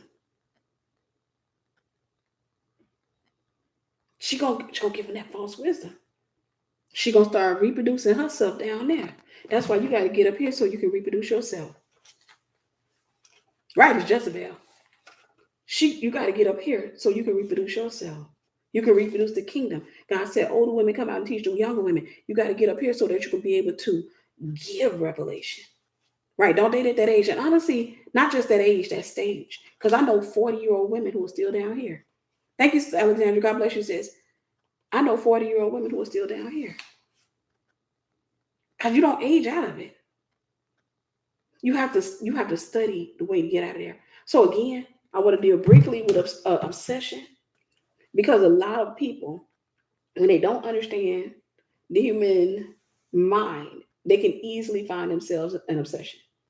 And immediately my mind goes to Jocelyn Savage, because she's clearly obsessed with this man.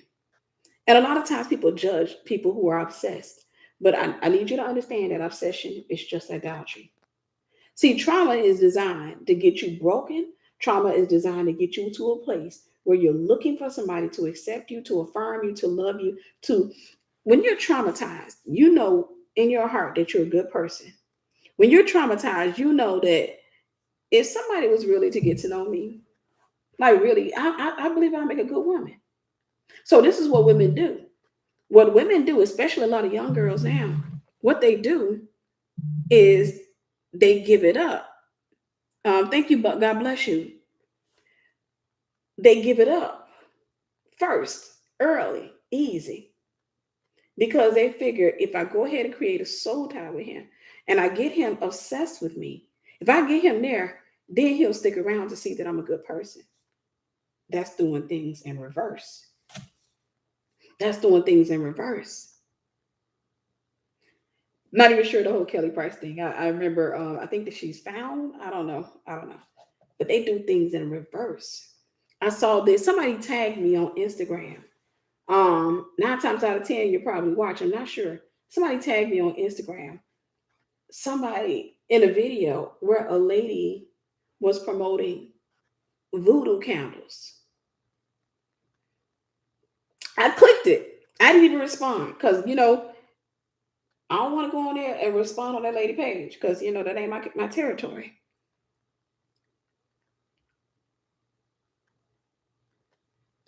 The lady was advertising candles, voodoo candles, that are supposed to make men fall in love with you. And there were tons of women in her comment section that were happy. Talking about they got to get theirs. Oh, bless you. So let me give you a little bit of education about witchcraft. Me being a demonologist, a deliverance minister, let me give you a little education about witchcraft, because people don't understand this. They don't know this. A lot of people don't know it. Witchcraft has a price tag and a contract attached to it. I want you to write those two things down. Witchcraft has a price tag and a contract every time. The matter of fact, it's not even a contract with witchcraft, it's a covenant. There's a difference between a contract and a covenant. When you're dealing with a covenant, the only way out of a covenant is through blood. A covenant is fulfilled through blood. That's the only way out of a covenant. Only way out. So, this is what a demonic contract looks like. If a woman goes and pays a witch or even does some type of witchcraft to get a guy to fall in love with her, first and foremost, he's not loving you. Why would you want somebody to be forced to love you? How could you live in a house with somebody who's not even interested in you, but he's under a spell? That it's not beyond me, it's beneath me. Why would you want to live? I wouldn't want to be in a house with a man who didn't want me. Maybe because I've never experienced it. I mean, that second guy, that second husband, kind of. But to put somebody under a spell, these women were in the comment section. In the comment section. Where they got to get theirs. Oh, does it work on this? Do that? They asking questions. People are literally going after witches because they obsessed. They made an idol out of some man. They going after witchcraft. So let me give you revelation as to what that looks like. People don't understand that when you go into a covenants, all covenants are blood covenants. So when you go into a covenant, a covenantal agreement, covenants are established by words, but they have to be fulfilled by blood. So every covenant is a contract. In the contract, you're making a contract with the demonic. So let me tell you how demons work. And oh man, they don't like it when I teach. But let me tell you how demons work. Demons work like this. That witch that gives you that candle, she's full of familiar spirits that talk to her. But there are terms in the agreement, and you're not asking questions. It's just no different than you going to a title loan or a place like that, and they give you all those papers and tell you, you ain't reading all that stuff. It will take you 2 days to sit there and read through all that stuff. You don't read it. See, what happens in the natural is a reflection of what goes on in the spirit. You're not reading all of that stuff. You don't realize there are snares all throughout their contract. But all you're thinking about is a problem, and this appears to be the solution to that problem, even though you're creating another problem, which is now you're going to have to pay a monthly bill. So when you're dealing with demonic covenants, the way demonic covenants work is this: that witch is already under a covenant. That demon has to get two people on earth to agree. When two people on earth agree, a thing is established. When two or three people are on earth, that's the reason the demon needs another person. So when that demon gets that witch to get you into the covenant, there's small print on that contract that she don't know about, or he, because it could be a warlock, and there's small print that you don't know about. That small print typically involves, I'm going to take your firstborn son. If you don't do this, you got to sleep with 12 men within the next 5 years, or you got to sleep with 120 men within the next 5 years. So I'm going to take every male born to you is either going to die or go to prison. For the next 5 generations, this is going to move. So that demon makes a declaration throughout their contract. Now, you don't know the terms to the contract. You don't know what's going on. All you know is that the guy you put the witchcraft on, he's there, and you got a baby with him. But then, after you didn't have this baby with him, your son gets up, he go out there, shot up by the cops. I'm going to show y'all something. And I pray nobody knows her. I pray nobody, well, even if somebody knows, they can kind of, I want to show y'all something I seen some years ago. Show y'all something.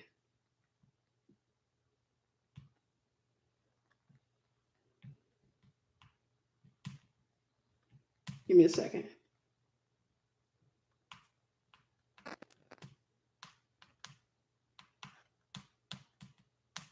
I'm going to show y'all what a contract looks like. I'm going to show you what a demonic contract looks like. The Bible says they don't know what makes them stumble.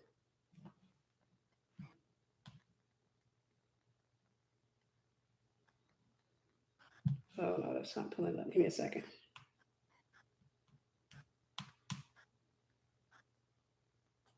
Right here. Now, anybody know it, please don't get offended. I promise you I'm not coming for her, because at the end of the day, she may not have been the one that practiced it. It could have been her mother or hers. Right here. This is an old story. Let me see if I can get this clear. Give me a second. Y'all read that mother loses fourth child to Chicago gun violence. It's backwards for me. That's the reason why. All right. Chambers will bury her son on Monday. He was the last of the single mother's children, all victims of gun violence in Chicago over a period of 18 years. I was in shock truly, because I'm just knowing that Ronnie's going to grow up and be an old man. That was my heart, said his mother, said Chambers, 54. The loss of four siblings to the same fate illustrates the death of Chicago's stubborn. That's a contract. That's a contract. That's a demonic contract. So typically what happens is, it could have been her, and I doubt it. She may not have been the one. Somebody in her bloodline played with witchcraft. I can teach you on that. I know it because it ran through my family. Okay. Let's get this. Can't talk about her situation. And I've already showed y'all this before. This is my uncle. This is a story that was trending at some point. I want y'all to see if you can read that. 3 generations of tragedy in Milwaukee. I can't see that because it's backwards for me. Infant, his father, and his grandfather, all lives cut short. This is my uncle. This is my mother's baby brother. This is the youngest one. This is my Uncle Mannix. Uncle Mannix was killed in 2003. He was killed in 2003 to a cop who thought he had a gun. Uncle Mannix was married to a woman. Uncle Mannix believed his wife was cheating on him or what have you. Now, that's the whole of the story. Uncle Mannix's wife called the police on him. The cops come. He's hiding. When they see him, his hands in his pocket, they open fire, shot him 7 times. My uncle. His son, Uncle Mannix, is killed in 2003. I remember my mom. Yeah, I remember that. His son, he was probably 20-something years old. This is a younger picture of him. But he was probably in his 20s, about 20s, early 20s, what have you. 2016, his mom, she has a boyfriend. She's at the boyfriend's house. He comes over to visit. He gets into it with the mom's boyfriend. Mom's boyfriend go get a gun, shoot him in the stomach. Kills him on the spot. He dies, right? So after he dies, his girlfriend was pregnant with this baby. This is Mannix Franklin. Mannix Franklin. This is Mannix Franklin Jr. And this is Mannix Franklin III. His girlfriend was pregnant with this baby. The baby's born, and once he's born, his mother wakes up to him, to his lifeless body one day. Contract. That happened in 2016. Contract. Demonic contract. And when I looked at my family, man, that stuff was rolling through my family. Them demons were rolling through my family, like, because his brother, my Uncle Elton, you can look him up. He was killed. Same thing, wife out there. House cuts on fire in the middle of the night. He's killed. I had to speak to that contract because you know what? I end up getting married. And I'm telling you, I was in a marriage where my life was in danger. My life was in danger. And I'm doing like a lot of women. I'm trying to fix the dude. No, my Uncle Mannix died 2003, senior. He died in 2003. 2016, his son died. His grandson died, I think it was early 2017, because the dad died at the end of 2016. The baby was born, I think, in 2017, or at the end of 2016, the baby was died within months. So I know what contracts look like. I know what demonic contracts look like. So when people talk, right, I broke the contract. And I'm going to tell you, to those of you who have the breaker anointing, that's why all hell break loose in your life, because the devil get mad when you begin to start breaking that contract. When you become the one that wake up, when you're the one that sits back and says, it ends with me. It ends with me. When you wake up and you sit there and you say, I'm going all the way up this mountain. I'm going to go all the way up this mountain. Satan will throw every weapon at you. He will do everything, but he has no legality in place to bring you down, because when you're in the will of God, you step outside of that contract. That contract is still there. Now, you go outside the will of God, that contract is snaring you. But when you're in the will of God, the enemy. I don't. But a good friend of mine does. Apostle Keenan Bridges. Amazing man of God. He has. Look up Keenan Bridges. He has something on the breaker anointing. But when you get and you begin to walk in your anointing, you begin to walk and you say, I'm giving his body over. See, Satan be counting on y'all giving it up. Oh, he was counting on me. When I went through that divorce, I had already renounced fornication, like years before the divorce. I had already committed myself over to God. But he was like, that girl ain't never in her life been abstinent. So when that marriage ended, he just knew. Y'all, I've been abstinent 7 years. Last man touched me was the man I was married to. He was counting on it. He was like, I just need to get her back in my will. I just need to get her back in my will. Just Give me one more relationship. Give me one more relationship. Let me get her back in my whip. I can get her back in my whip.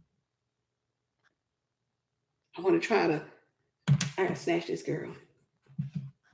See, some of you got to realize you're running for your life. Some of you got to realize when you got the breaker anointing, you're running for your life. Because Satan, when you step outside of Satan's will and you get into God's will, Satan be like, come back one more time. See, I knew that about me. I'm like, I can't go back. Some of y'all say that now, I can't go back. I can't go back. People wonder why I don't be rushing after no dudes when I can't go back. I'm testing that spirit. I can't go back. I ain't going back. I ain't going back. That girl is dead, buried. I done set the grave on fire and sprinkled her ashes in the Dead Sea. She gone. I ain't going back. I don't care what goes down. If I have to be single for the rest of my life, I ain't going back. I will be abstinent for the rest of my life. I ain't going back. I ain't got God on no time schedule. I ain't sitting up here and Lord, by the time I turn this, you better get me somebody, because no, I ain't going back.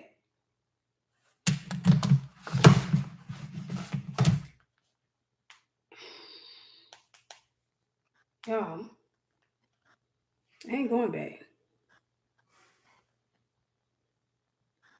I buried 3 relatives. Had to bury his brother as well. All because of obsession. They got in relationships, they got the sign that they should get out, and they didn't leave. Him, I can get it, but he should have left. My other uncle, that man should have been gone when I was a kid. His wife had a whole baby with another man, and he stayed. And the man died because she had a spirit husband. The man died, and my uncle stuck there.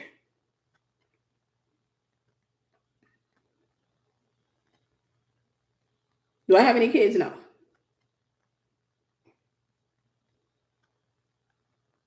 And people wonder why I'm not obsessed with relationships right now. I ain't going back. Man, God come. Hey, hallelujah. But I ain't gonna be put 6 feet under for nobody's child. Cause see, this is the most powerful statement I'm gonna make tonight, and you're probably not gonna understand it. It may take you years to understand it. I know what's after me.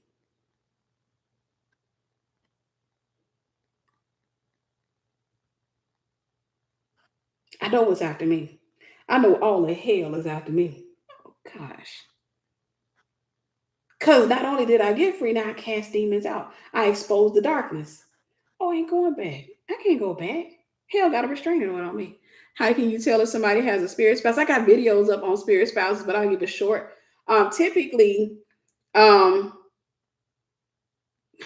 you meaning the guy or a girl? So if I come across a man and he has a spirit spouse, and let's say we start dating, if he has a spirit spouse, 9 times out of 10, I'm probably gonna have a dream of somebody chasing me. It's gonna probably be a woman chasing me with a knife, maybe even a man chasing me with a knife, or somebody, and they may be yelling, "Leave my spouse alone." If he has a spirit wife, he will have a string of failed relationships with him behind him. He probably deals with promiscuity. He's unable to remain faithful in relationships. If he has a spirit wife, he has a tendency to fall out of love. Like he gets to a relationship, he gets to a certain point in a relationship, and it ends. So that's going to be on him. When it comes to a female, if the female, any woman on here has a spirit spouse, she may have a dream of somebody having sex with her. Sometimes the person is faceless. Sometimes it's a familiar face. Most women, when they have that dream, they don't know it's a spirit spouse. They just get up and get excited, and they be like, "I had a dream." They have dreams of somebody marrying them. That's not a good dream. That's not a healthy dream. That's typically a spirit spouse.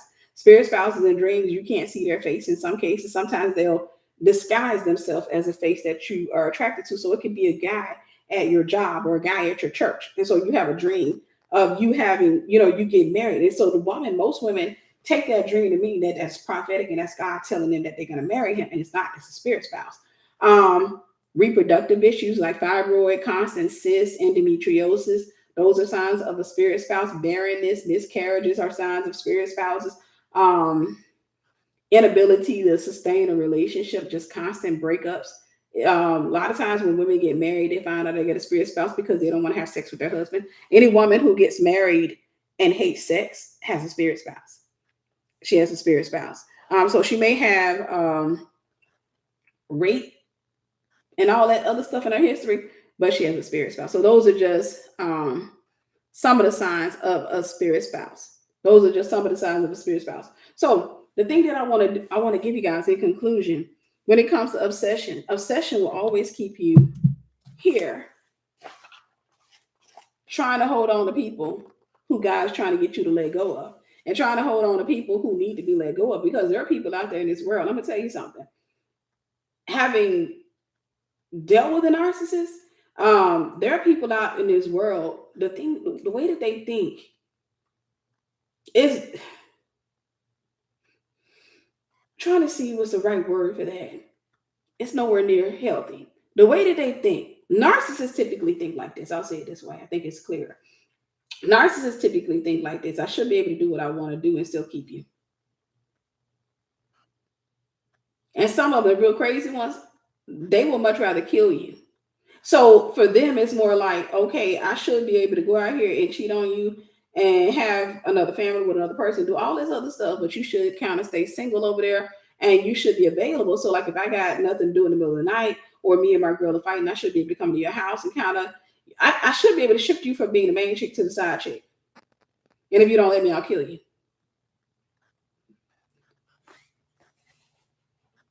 Multiple baby moms, a lot of times, yes. Yes. I'm not going to say all cases, but a lot of times, yes. Narcissists like to mark their territory. So a narcissist loves to get a woman pregnant because for them, they want to make sure that you can't fully move on without them. They like to kind of mark their territory. And typically when they get a woman pregnant, then they end the relationship. So my thing would be, why are your relationships ending? How old are the children when you end the relationship? Narcissists have a habit of getting women pregnant, or wanting to get women pregnant. I thank God that I didn't get pregnant when I was in the world, because I remember specifically, you know, some guy standing in front of me talking about, I'm gonna give you my baby, I want you to be pregnant. I'm like, oh bro, no, we ain't about to do this, because you talking crap. You talking crap. But I remember that was the time I actually agreed to it at one point. I don't even know what the heck was wrong with me. It was just a brief intermission from sanity. I actually agreed to it, and thankfully, I don't know if I want to tell that story. I did something stupid. My mom came home. I'll say that. That was the one time I tried to do something in my mom's house. My mom came home. She didn't catch me, but she caught him running out her door. And my little tail was, I was probably 16, 17. I got the beat down of my life. My mama beat the brakes off me. She ain't even let me get my clothes on right. Beat the break. My mama beat me like I stole something. And to that day, all the way up until that moment, my mama still didn't know. She still believed that I hadn't done nothing. My mom was in such denial about me. She still believed that I hadn't done nothing. She had it in her mind that I was trying to do something or what have you, but she had it in her mind that I still hadn't done nothing.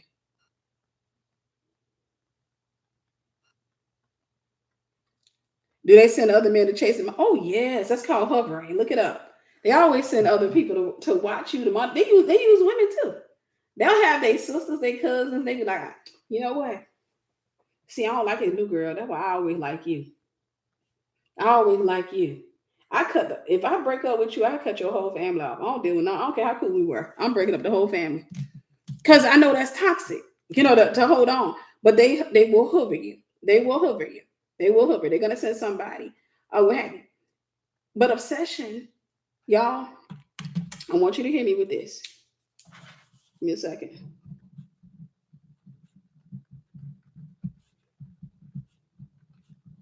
I want y'all to read this statement I'm about to write.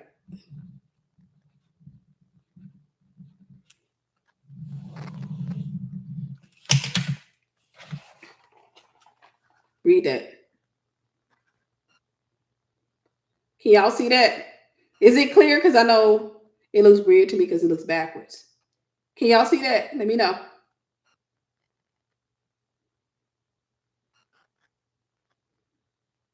Can y'all see that?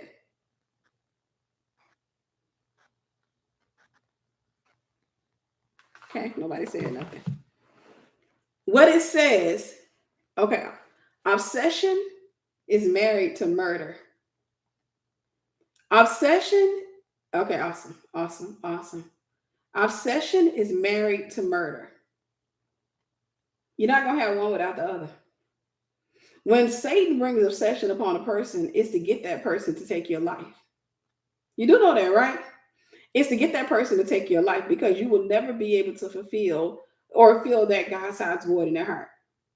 You're gonna hurt them. It's inevitable because even if you don't cheat, you don't walk away, you're never gonna be enough. Because people are never obsessed with the real you. Hear this? They are always obsessed with their imagination of you or who you have the potential to be, or even your own potential.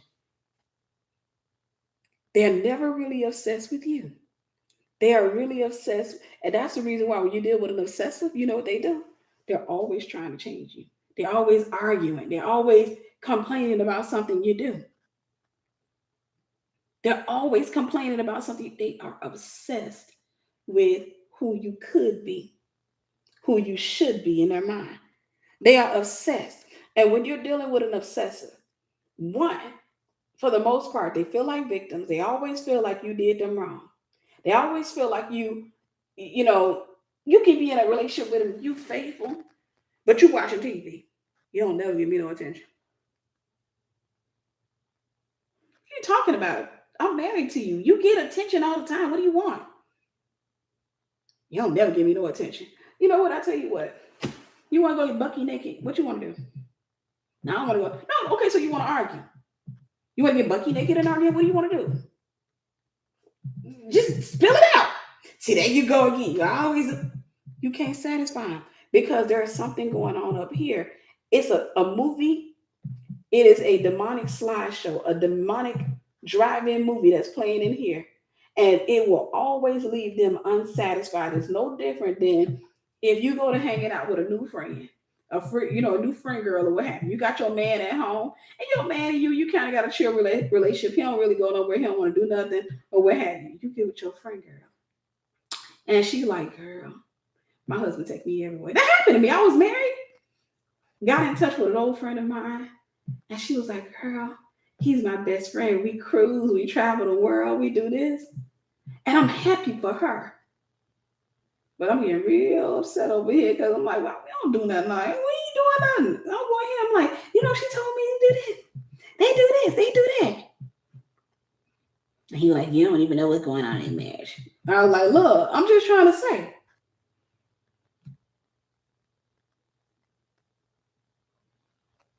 Right. You marry the wrong person, what brings you together tears you apart. Obsession and murder, their girlfriend and boyfriend. Matter of fact, they got married a long time ago. I've dealt with obsessive men, and I'm gonna tell you something. I've seen it. I've dealt with obsessive men, and in all our honesty, it's just murder waiting to happen. You'll never be it. You will never, ever be enough for them. For those of you who deal with obsession, you get in a relationship with a guy and you just become obsessed with him, baby. That's the spirit of murder waiting to happen. It's working with murder. It's working with murder. You know what? And murder works with suicide. Okay, let me explain this because I'm trying to get off of here. Let me explain this. Either you're going to kill him or you want to kill yourself. When you deal, there's high level obsession. You'll be up in a relationship. He becomes your absolute everything. You don't feel like you can live without him. You don't feel like you can breathe. And when things start going down, you start breaking down. You start panicking. Now you calling him obsessively. He don't want to answer his phone because y'all having a breakup, or things are going wrong. You acting crazy. It gets you to the point where you want to kill him or you want to kill yourself. I got to that space. I was married. And I had made an idol out of that guy. That was the last time I made an idol out of a guy because God rebuked me for it. God rebuked me after the end. And I didn't know what I never really thought about the term idolatry until I heard the Lord say it to me when me and this dude was breaking up. But I got to a spot in our marriage where I knew he was doing his thing. I knew he was out there cheating and all that other stuff. And I got to a spot where, like when he would be out and I knew he was, it drove me up the wall. Like it was the thought that I'm at home crying and suffering and miserable, and he out there with somebody else drove me up the wall. It's not a gender thing. I just use names, Tiffany, so it's not a gender thing. But just knowing that, it drove me up the wall. And so those thoughts kept coming in. Those thoughts kept coming in. One day I looked at this man and I told him I was going to kill myself. I don't think like that. That's not even my character.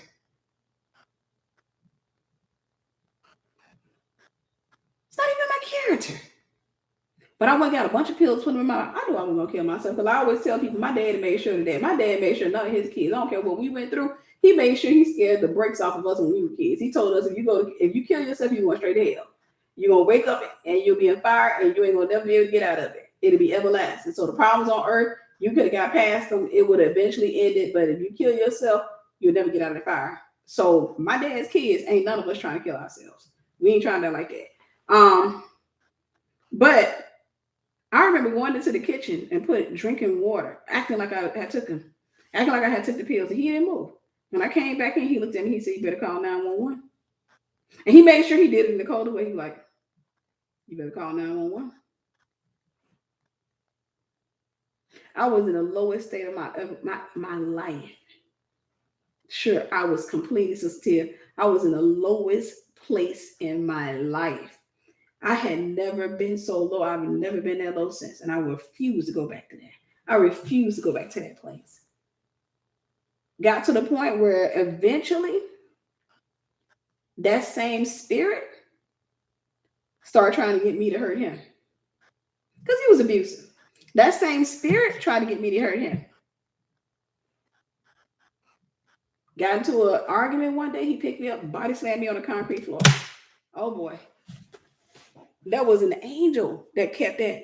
When I tell you I had made up my mind to murder him that day, those were spirits, guys. Spirits work in escalation. They keep escalating until you do something. It gets so bad until you flip out. It's not even your character. It is so bad till you flip out. But obsession is married to murder. Obsession is married to murder. The concrete floor. We had floor. It's kind of hard. We were buying a mansion. It was a pretty kind of a small mansion, 3,500 square feet. Used to belong to a scientist, and it had brick floor. It was brick floor. So let me show which is concrete, but I always say concrete floor. All right, I'm gonna show you what it looked like. It was in the living room. It was really pretty, but trying to see if I can find a picture of what it looked like. Yeah, we got into an argument and we standing each other face. Next thing you know, I was skinny. I always joke with people. That's probably why I gained weight. I was like, ain't nobody gonna pick me up by slam me no more. Yep, this is exactly what it looked like. Hold on. It looked just like this, but it was a little bit more red. That was in the den. That was in the den. And when I tell you I was a Christian, I was going to church. I loved the Lord with my whole heart. I was trying to do right. But when I tell you the spirit of murder came upon me that day, every day I used to pray. When I tell you the spirit of murder came upon me that day, see, a spirit, when it can't get in you, it'll come upon you. The spirit of murder came upon me that day. The spirit of murder tried to get me to kill that man. I got some scissors and I followed him into the other room. And when he sat down, I had the scissors behind my back and I had my mind made up. I said in my head, and this was stuff, because when I was laying on the floor, I laid on the floor in the fetal position crying. And I heard a voice say, and it was Satan, I heard a voice say, "You done became weak. You never would have let a man do this to you. Now look at this man doing to you, and all because he want to be with some, he trying to cheat." And it wasn't even a body slam that put me in that state. The worst thing that he did was not the body slam for me. The worst thing that he did was after he did it, he stepped over me. He walked over me like I was trash, and I couldn't believe it. And I heard a voice, and it was clear as day, said, "You ain't never been this weak. You done turned into a punk. You ain't never let no man do this to you." All of a sudden, when I lifted up my head, my eyes went right over to the stand, a pair of scissors sticking out. I tell you, people don't realize the devil is real. The devil is real. I went over there, I got those scissors, I followed him into the other room, and I had my mind made up. I need to get his hands away from his chest, because if he catch the scissors, he's gonna take me. He'll probably stab me with them. So I had it in my mind. I'm gonna get his hands away from his chest by getting him to hit me, and I'm gonna put the scissors in his heart. Temporary insanity. That stuff is real, because that wasn't even me. Followed him into, and I hate telling these stories, guys, but followed him into the living room because it was in the den. I followed him into the living room. He sat down, and I got straight in his face to face, forehead to forehead. I was like, "Mother, hit me. Hit me." I said, "No, you didn't." I said, "Hit me." And I had him behind my back. I was like, "Hit me." And the whole time I was trying to get him to move his hand. And I had my mind 100% made up. That spirit that was in my mother had came up on me, because my mother used to get a knife all the time. I was like, "Hit me." I was screaming, and I was pushing, and because normally he would have hit me. He didn't do anything. I had my mind made up. As soon as he moved his hand, I'm going in. I had my mind made up. The angels didn't stop me, they stopped him. I tell people now, the angels, they didn't stop me. I had lost control. They stopped him, because he was the one that he exemplified self-control in that moment. I didn't. The ain't normally he would have flipped out, and he would have started doing some crazy stuff. And that's what I was counting on at that moment, because I remember as soon as he got up, he walked out and he got his keys and left. I collapsed to the floor, and I began to scream. I started screaming and crying at the top of my lungs. You say, "Tiffany, what was wrong with you?" Because I realized that the devil had just got me. And I love God so much. And I felt like crap. And I just kept saying, "Lord, I'm sorry. I'm sorry. I'm sorry. I'm sorry, God. I'm sorry." You don't date down here. You don't marry down here. You ascend.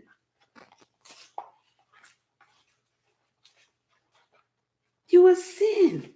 Yeah, and that's their assignment, is to bring you to that place. It's their assignment. If there is something in you, it's to water that seed. It's to bring it out. Bring out your potential. Bring out your demonic potential, to bring it out. I ain't been to that place since then. That was back in like 2000, and it had to be 2005. It had to be 2005. It was crazy. You don't date down here. That's my message to you. My message to you is, sis, please know your worth. Let God heal you. Let God deliver you. Let God show you who He is. And then let Him reveal who you are to you.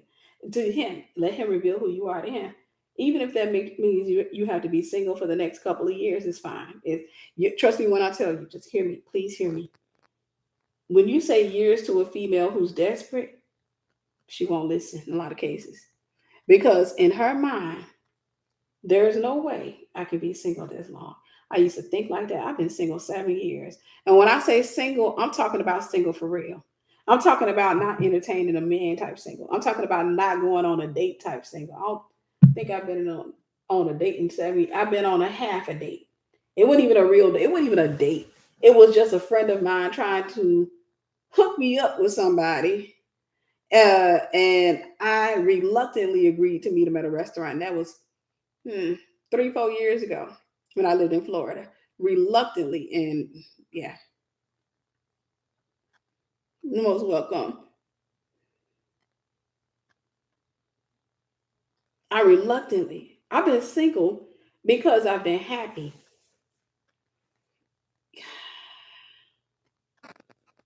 Right. And see, the thing about it is for me, do I want to get married? Yeah, I do. I would like to get married at some point. But if God didn't do that, I would not, I would be absent. Because I think the thing that gets people with me now is that I'm actually happy. And honestly, I'm happier than I was where as a child. My childhood was traumatizing. My young adulthood was traumatizing. Like I am the first. I'm first generational peace.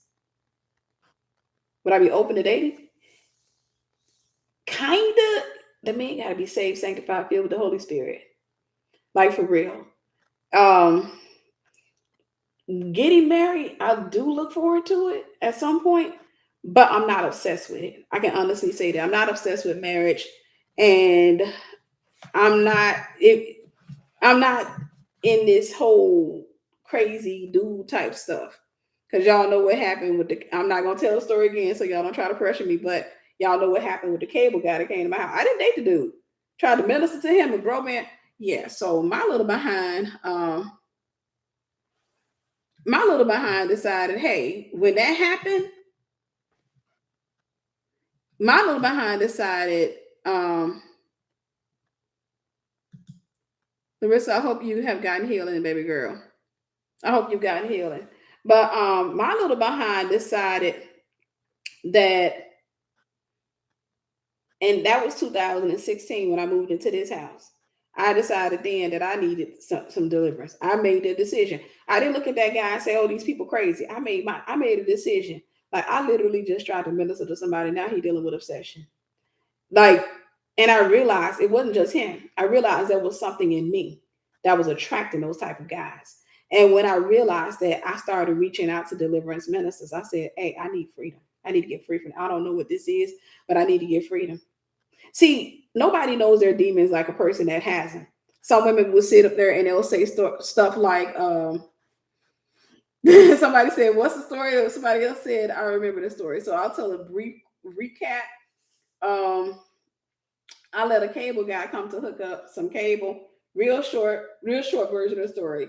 He looked sad. He looked depressed. I tried to minister to him. I asked him if he was okay. First, he was like, there's nothing to worry about. But eventually, he opened up to me. He told me this was 2016. I had just moved into this house. I had boxes everywhere. He was like, he said that his wife had left him for somebody else, and they were going through a divorce. They had like 5 kids, and she had left the kids with him, and things were just really hard and what have you. So me, I'm a lover of people. I'm a genuine lover of people. So I'm just like, hey, don't worry about it. God's gonna send the right person. You know, I've thought about that literally because I'm like, I got 1,000 stories that are really interesting. I got stories that I share with my Esther Prep that came down here. Y'all ain't never heard before. It's some, but stuff, just crazy stuff. Because I was just not a person that dealt with fear. So when you're dealing with somebody who is traumatized, who don't deal with fear, you're gonna have a person that has a lot of stories. So um, anyhow, I started ministering to him. I'm not thinking anything of. I'm encouraging him because he's getting his tools. He's getting ready to go. So I tell him, I said, don't worry about it. I've experienced something like that, and I say, you'll heal beyond it, and God's going to send the right person.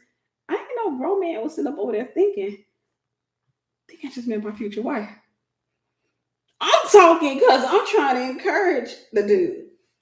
And yeah, so he was like, "Hey, you got a lot of boxes around here. I want to come back and help you. I can come back and help you. How you gonna get all this stuff upstairs?" I said, "I can move before. I'm good." So we argued about that, which was the first time. He gave me his phone number. He was like, "Call me. I get off at this time. I can help you put the boxes up." I ended up falling asleep. I called him later on after some urgent from my mother. She was like, "Well, you ain't gotta date him, but just at least call and say thank you. Don't be rude. It's Mississippi hospitality." I called him and said, "Hey, look, I don't need any help. I appreciate it. I do apologize for calling you later. I just wanted to tell you that, hey, I don't need any help." Or hey, so we talked on the phone maybe 5 minutes, got off the phone. Next day, he showed up in my house. Next morning, I had literally spent the entire night unpacking. So I still had a lot of boxes around the house, but I spent the entire night unpacking. I put on my nightgown. My bed was not put together yet, so I was downstairs. I was going to have to sleep on my couch.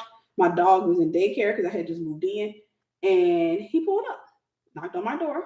First, I try not to, I didn't want him to see me, but he saw me through, so I opened the door. He comes pushing himself in. He's like, "Go put on your clothes. I'm taking you out." No, I'm going to bed. He was like, "No, I know you." He literally told me that. "I know you. Just met me the day before. I know you. You stayed up all night. You know, I know you. You independent woman. You're used to doing stuff on your own. No, go put on your clothes. I'm taking you out for breakfast." And I kept pushing him back, and he kept pushing. He said, "I'm not leaving." And so at one point, it kind of seems, kind of innocent, like, what have you. And I thought to myself, which was a stupid, dumb, crazy thought. I thought to myself, all right, go throw some clothes on. Get them out your house, because I ain't gonna go upstairs and take my clothes off while he in my house. Get them out your house. Go take your clothes, put some clothes on. Go out to eat with him. He in a work truck, in the Xfinity truck, by the way. Go put the clothes on. Go out, and explain your position to him, and then you can get rid of him. That you can get him to understand. Stupidest thing I ever thought. Probably one of them. Went upstairs. I told him, okay, stand outside. I'll be out in a few. Went up there, put my clothes on, go get an Xfinity truck. No one is stupid as end up going to Huddle House. So he was telling me to take you to Huddle House. First, I noticed we passed the Huddle House. I was like, I thought you were going to Huddle. He was like, yeah, I like the other one on the other side of town. So he takes me to a different Huddle House. I realized, when he did that, when he passed by that first one, I realized what it was, or what it could have potentially been.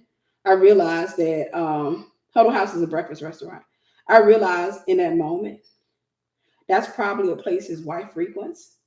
That's probably a place, and so he wants her to see him with somebody else. And I ain't trying to be a viral video for some bull crap. All I was trying to do was minister, because when people hurt, they'll put you in a way. So anyhow, we get to the restaurant. I try to explain my position. So we spend the whole time having a talk slash argument. You know how it was kind of, no, I'm just telling you, nah, because you're the type person, you independent, all that. I'm like, listen, no, I'm not trying to date. I'm not, especially a married guy, all that. And what have you, he's like, no, but we could be friends. I was like, no, sir, no, we can't. No, we can't. You're married. No, you don't need to have a female friend at the stage. What you need to do is go heal. So long story short, I thought I had explained my position. We argued all the way back. He stopped, did some work, brought me home. I thought I had explained my position. He in the truck arguing. He still keeps calling. He kept calling. He kept texting. And he kept showing up in my house. And I kept trying to tell. He was forceful. He wouldn't leave it alone. So finally, when he did that, I tried ignoring him. He wouldn't take that. So, oh, actually, it was Waffle House. Thank you, Sister Brianna. It wasn't Huddle House. I don't know why I said Huddle House. Waffle House. It's called Waffle House. Waffle House. Right. So he was arguing with me about my position. He was arguing with me about my beliefs and stuff. And so he was like, no, you just independent. You'd have been through some stuff. You did, or what have you. But, there's nothing wrong with you having a male friend. I'm like, I don't mind having a male friend. I'm saying that you are not. Yeah, no, I'm not doing it. So he started trying to force himself. He pulls up at my house. He drives. It was hard. So finally, the last time he did it, he pulled up in my house and he was blowing his horn in my driveway. I sent him a text message. I think I called him. And I told him, I said, if you show up at my house anymore, I'm calling the cops and I'm calling your superiors. I have a guy I talk on the phone with, but we used to date some years ago, nothing but friends. You have to ask yourself first and foremost, do you want to be married? Okay. If you want to be married, you will have to close that door between him because you have history with him. No man is going to take you seriously when you're still entertaining an ex. And also, a lot of women don't understand that most of the time, guys are not wired or designed to let women go. They're designed to follow you. And when I say guys, I'm talking about carnality. I'm not talking about, because even a Christian man can do that if he has not overcome his carnality. But men don't let go. I got exes, I know that. They don't let go. Inbox message. They ignore, they don't let go. But they are wired to file you in a place called the concubines chambers. Okay. So when it comes to the concubines chambers, it works like this. In the concubines chambers, you're not a serious woman, but they don't want to lose you because you are now territory. You belong to them. That's it. That's all. They want to stay kind of monitor your life, who you're talking to.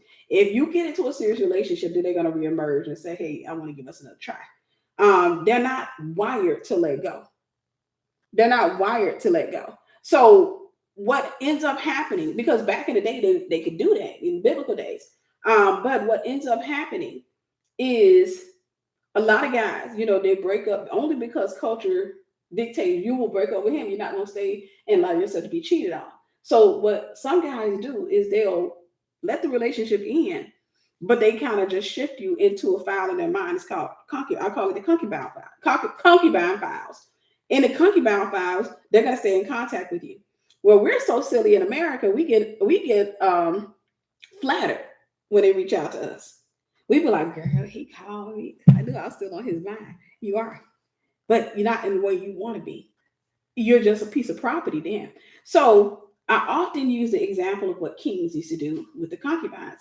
Kings would have hundreds of concubines. They would have one queen and they would have hundreds of concubines.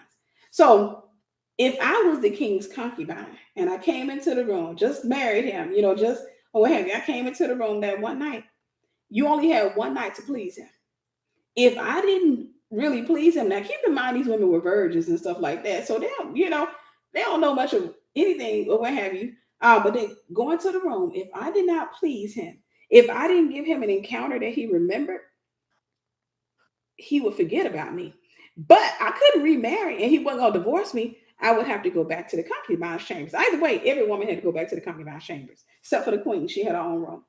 But if he went when I went back to the concubine chambers, chances are he forget about me for years.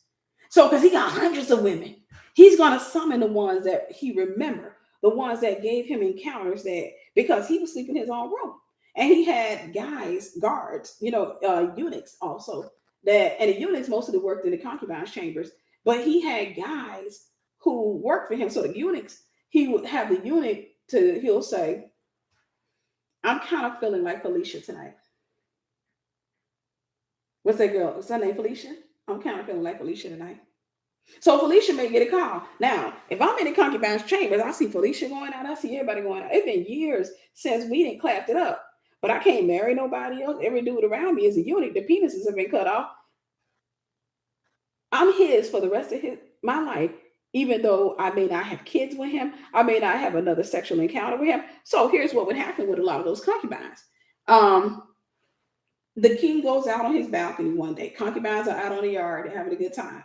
King goes out. He sees them out there. They're, kind of just having a good time. The king looks out, and he sees me. And I'm running out there, and all these is a jiggling. He knows all these is concubines and stuff. And he says to the eunuch, what is that one? That one with the breast. What is her name again? Tiffany. How long? You've had her 7 years. Bring her to me tonight. I want to see her in my chambers. Forgot all about me. Ain't thought nothing about me in 7 years. So now all of a sudden, I'm going to bed as usual. The king would like to see you tonight. So you will be going into his room in 1 hour and make ready. So I got to go over here and get all this soap, and I got to make sure I got to try to dog because I'm getting a second chance to be with the king. I'm getting a second chance to kind of make a lasting impression on the king. I go up in the room, try to make a lasting impression. Maybe I don't. I'm back in the concubine chambers until I expire. Carnal guys are wired to think that way. So they're not wired to think that, but by default, many of them think that way because they're not wired to divorce. So what they typically do is they file you in the concubine, meaning you're still property. They still see you as my ex, and they still monitor your life. They still want to have access to you. So they'll call you up every now and again. I call that the effect of somebody pulling their car into your driveway. Make you ready. But somebody pulling into your driveway, leaving their car in the driveway just so they can scare off any potential man, and then they walk home to their wife. Now you in the house single for the rest of your life. So I just say that y'all don't let y'all exes make you single for the rest of your life. Don't do it. Ask any man on here. They know. Any man on here know. Ain't no man gonna take you seriously if you're still in communion with your ex. The minute you say I'm in communication with my ex, they will not. They're gonna file you, the guy that's dating you, gonna file you in the fun folder. I'm just gonna have fun with it. That's it.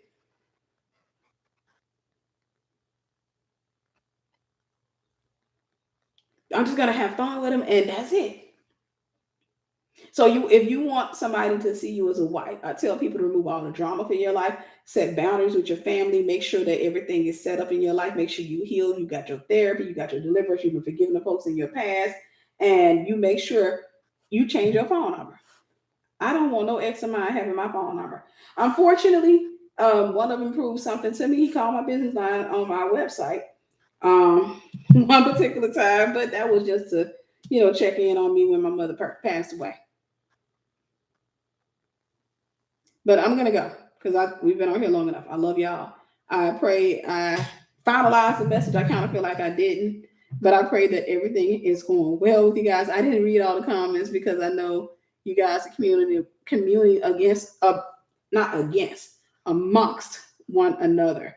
But yeah, you always change your phone number. No, nobody from your past should have your phone number. That represents a new season. Always, it's just $10. Change your phone number. Because I always give this example. One of the worst things that can happen to you, like if I'm sitting here, meet the man of God, because the enemy gonna try to plant seeds in your relationship. So the relationship is almost like a separate entity. All right, I gotta do a drawing right quick, and then I'm gonna let y'all go. The relationship is like a separate entity. So I'm gonna draw me, the man of God, and the relationship. Give me a second. Let me give myself some hair. Gotta have hair. Can't be up here without the hair on the head, Lord. Okay. She don't look like me, but they're gonna be me for them. All right. Let me show you what relationships look like. Told you guys I'm a visual person. Okay.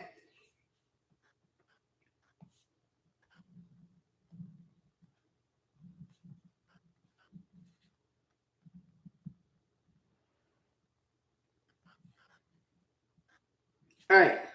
So here go me. Come short. This is like a barrel or a cup. This is the relationship. This is just an example, guys. I just try to give visuals. It makes it easier. Okay. Picasso, I wish I had took some classes for drawing. I really do. Okay. So here's me. It's the man of God. Hallelujah. But here's me, the man of God. This is the relationship. So what we're doing is we're trying to fill it up and grow it up, right? But I got to grow up. He got to grow up. So we're both going to be pouring into this relationship. So in the beginning, we're going to start off, a little friendship, or have you pour a little bit of something here. Now, one thing I always advise women to not do, and it's hard to advise people who are of the millennial and Gen Z persuasion because y'all have a different view of things. I advise women not to do this right here. Don't you dare pour. Thank you, Sister Bev. God bless you, sis. Don't you dare be up there pouring because women nowadays, this is what y'all do. Oh, wait, and you keep pouring and pouring and pouring. So you keep pouring into it, so it has more value to you than it does to him. I'm gonna give you an offensive truth, and my brothers, if I pray out on offend, I'm gonna give you an offensive truth. When you're courting, the man should pour more into it because he's leading. Because he's gonna lead his house. He's gonna be the head of his home. He's gonna lead. He should be the one pouring in here. He's pursuing. Let him pursue. Some of y'all got to get out of this equal mindset. The Bible says a woman is weaker than a husband. She's weaker than a man. You got to get out of that. So when you pour equal, you're pouring more of yourself percentage wise, which is going to take more of a toll on you. That needs to be understood. He is the stronger one. He has to pour. You pour in. When you're dealing with a man of mans, when you're dealing with an alpha male or a male that is trying to marry you, he's not going to be okay with you trying to be 50%. A woman who does 50-50 with her man is a single woman. You got a partnership. Your relationship, your husband is a lesbian. Y'all lesbians. That's a girl. But you pour, he pours. Now, let me show you something about the enemy. The enemy knows if I can get the wrong seed in here, I can destroy this thing. If I can get a seed up in here that can float, if I can get the wrong seed up in there, the greatest seed to put in a new relationship is insecurity. So if I'm dating this guy, if I'm dating, we go on a date. The enemy already know. Now I got exes ain't called me for years. We ain't fooling each other. I ain't studying him, they ain't studying me. But all of a sudden I'm on a date with this guy. Second date, everything's going well. I think we kind of both decided that we really feeling each other. We believe that we're right for each other. All these wonderful things. I just want to show you something. So while we're on this date, all of a sudden, or courting, you got to call it dating. You can't go straight into courting. So while we're on this date, all of a sudden, my phone rang. Me and Tyrone. Now, I've never dated a guy named Tyrone, but it's just being funny. Me and Tyrone broke up 10 years now. 10 years ago. But all of a sudden, I'm on a date, I'm talking to the guy, and I'm like, but what? No, what? We talking, we laughing, or what have you. And I'm like, all right, okay. So all of a sudden, my phone started ringing. We in a nice restaurant. Tyrone. The heck? Talked to Tyrone in 10, 15 years. What the heck? So this is where the problem comes in. What the enemy is trying to do is the enemy put me on Tyrone's mind. What the enemy wants to do is put insecurity into the relationship, wants to put it into him, and so that he will pour that. So now when he pours into the relationship, it's contaminated. So in that moment, I got two choices. I can ignore the call, which is going to make him insecure, because he's going to wonder why I'm hitting the hang up button. Because first and foremost, what's going to happen is while we talking, we sit across from each other and he talking, I'm like, what? So I'm going to have this moment where my face is going to go, because I can't believe it cannot be my ex. 10, 15, it cannot. No. Return to sender. But if I hit the hang up button, it brings insecurity. So now he's struggling with, do I ask her who that was? Or what have you? So he's going to try to find the right word. So he's going to say, are you okay? So I'm like, yeah, I broke up this guy like 10, 15 years ago. I can't believe. Now, that brings insecurity in still, because now he's like, he still got your phone number? So a man is going to protect his heart very much. Men are very protective of their hearts. Women are not. Call me a lie. Men will protect the crap out of their heart. The minute a man detects any threat to his being or his sanity or his peace, you getting filed in the fun folder. That's it. Right then and there, that ends the relationship. You getting filed in the fun folder. Now, if I answer, it's still a problem. So if I answer the phone, I'm like, because I'm gonna answer the phone like this. Hello? What? Why are you calling me? Now this brother's sitting across from me. Listen, don't call me. And he like, what's up? Now I look like trouble. No man wants to come into a relationship where there's trouble. So that to him, that represents an unclosed door, and he ain't trying to come in with that kind of stuff, especially if he's serious about you. So right then and there, I'm filed in the fun folder. Right then and there, if there's another girl that he's interested in, he feel like he got confirmation of going after her, not Tiff. Right, distant friends. That's it. Men won't take you seriously. I try to warn women about this stuff all the time. If you want to be a wife, you got to clean up your life. He can't come into drama. He can't come into your mama that's Jezebel and controlling you, and you ain't fixed that situation yet. You ain't got no control of your kids. They hollering and screaming all over the place. You sitting over there dealing with financial troubles and what have you. Or you got exes. Don't nobody want to come into that kind of stuff. You have to create because you are an atmosphere setter. I wish women knew that. I promise I wish you knew that. You are an atmosphere setter. You have to master setting an atmosphere while you're manless. You got to master that. So what I have to do, if I got a Jezebelic parent, I got to put boundaries and standards of you. In order to reach me, these are my standards. And these are my boundaries. And if you violate them, there are penalties. I have to set the stage. If I got kids, I got to get them in order. Get in there to your homework. Don't be screaming across. I will knock you clean out. I got to get them in order. You got to have your life. So my atmosphere has to become so peaceful that I've mastered it, that any shift to, y'all, any shift to the atmosphere should alert me. My atmosphere must become so peaceful that whenever I detect a shift, that should alert me. So if I date somebody and there is a shift in the way I feel, wait, See, this is why you master the atmosphere. Most women don't do that. Most women just deal with all this chaos and they wait on a man to come in and fix it. But when you get married, what do you think you're going to do in the house?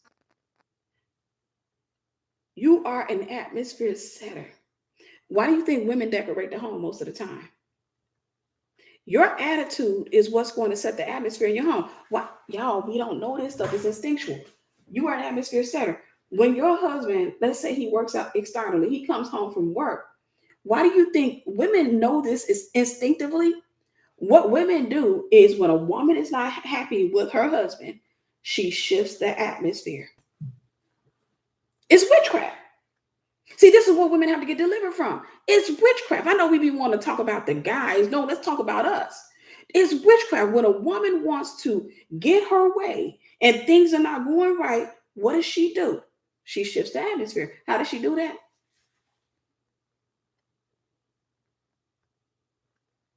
He come home, and y'all, that's an uncomfortable feeling. I am sensitive to atmospheres. I am so sensitive to atmosphere my whole life. When I was growing up, when my parents used to fight, I used to get up and walk. I would leave the house even at nighttime and go for a while. It was only the grace of God that kept me. When I was married, and when my exes, if they acted toxic, I left. I got my keys and or I'll go for a walk. I left. I remember specifically being at this man's sister's house and they were acting crazy up in there. I got into it with them. I left. They had to come looking for me. I left. I am sensitive to atmospheres. Very extreme. I don't like toxic. I don't like toxic. And I realize that I am very much, I can be honest with you. I'm a woman, I'm feminine, and I love being a woman, but I am wired in many ways like a guy. What women do is when a guy comes home, when a woman is upset, she shifts the atmosphere. She makes it uncomfortable. She makes it uncomfortable. So when he comes home, he like, you didn't cook food in there. So you're not speaking to me. Y'all, that's uncomfortable. And you know it. It's uncomfortable. It's uncomfortable. It's very uncomfortable. And that's exactly what men do. They ghost. They'll sit up there, they'll try to deal with it, and a man will grab his keys and he gonna walk right out. I'm gonna go to the boy's house, I'm gonna go to the mama house, I'm gonna go here, I'm gonna go here. Because that is difficult to deal with. That's why you have to master setting the atmosphere of peace. You got to learn to master your feelings. So when you are married, I would pay close attention to my lady's mental state. It's a clear indication of what's really right. But when you are married, you should be able to shift. Like, so if I'm married, my husband ain't gonna always make me happy. That needs to be understood because I know we romanticize marriage and we've even romanticized fighting. So my brothers out there, hear me when I say this. There are women out here who are romanticizing fighting with you. That's one of their biggest fantasies. Women will not talk about that out loud, but I will talk about it out loud. Women a lot of times romanticize a fight. They imagine that they get mad at you and they doing this right here, and then you come in and you like, come here, and you push and they like, and then you're like, stop. They romanticize that stuff. Women playing that stuff out in their head. When they're not ready, there are women on here that did that. Some of them will admit in the comments, some of them won't. They romanticize you fighting through all of that and proving yourself. That's rejection.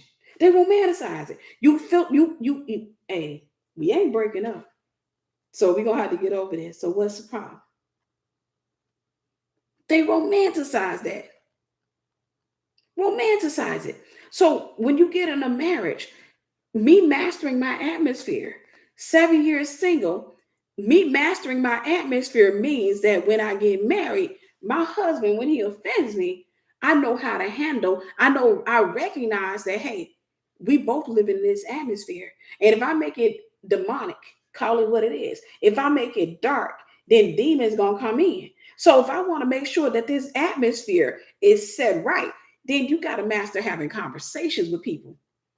I got a master going up in there and saying, hey, look, and here's the thing, because I know somebody asked me, but what if he don't want to talk? You try to talk to him. That's why you make sure you don't marry nobody like that. That is not an indictment against the man. That's also an indictment against you. I will not marry a man that I can't talk to. I will not marry a man who ghosts me every time he gets mad. While we dating or courting? Oh, bro, get on your knee, get up. Get up. No, you get up. Because I'm not marrying you.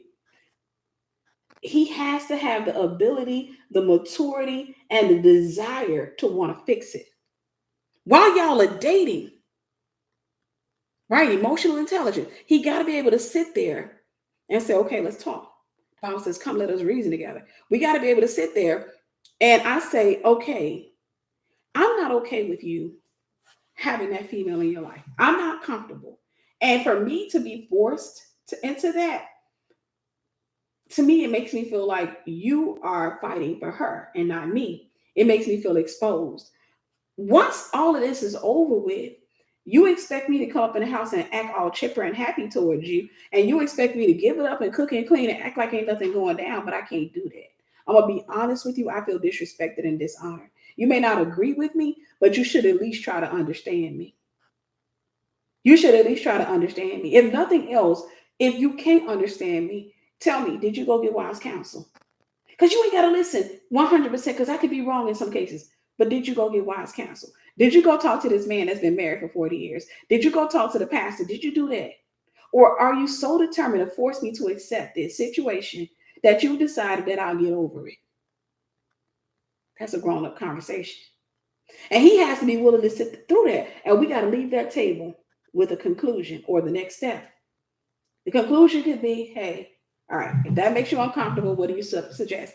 I suggest, hey, this is what I suggest. Or it could be, let's go to counseling. But either way, we have to have a comfortable atmosphere in the home. Nobody sleeps until we've talked about it. That's something that we have to agree upon when we're not married.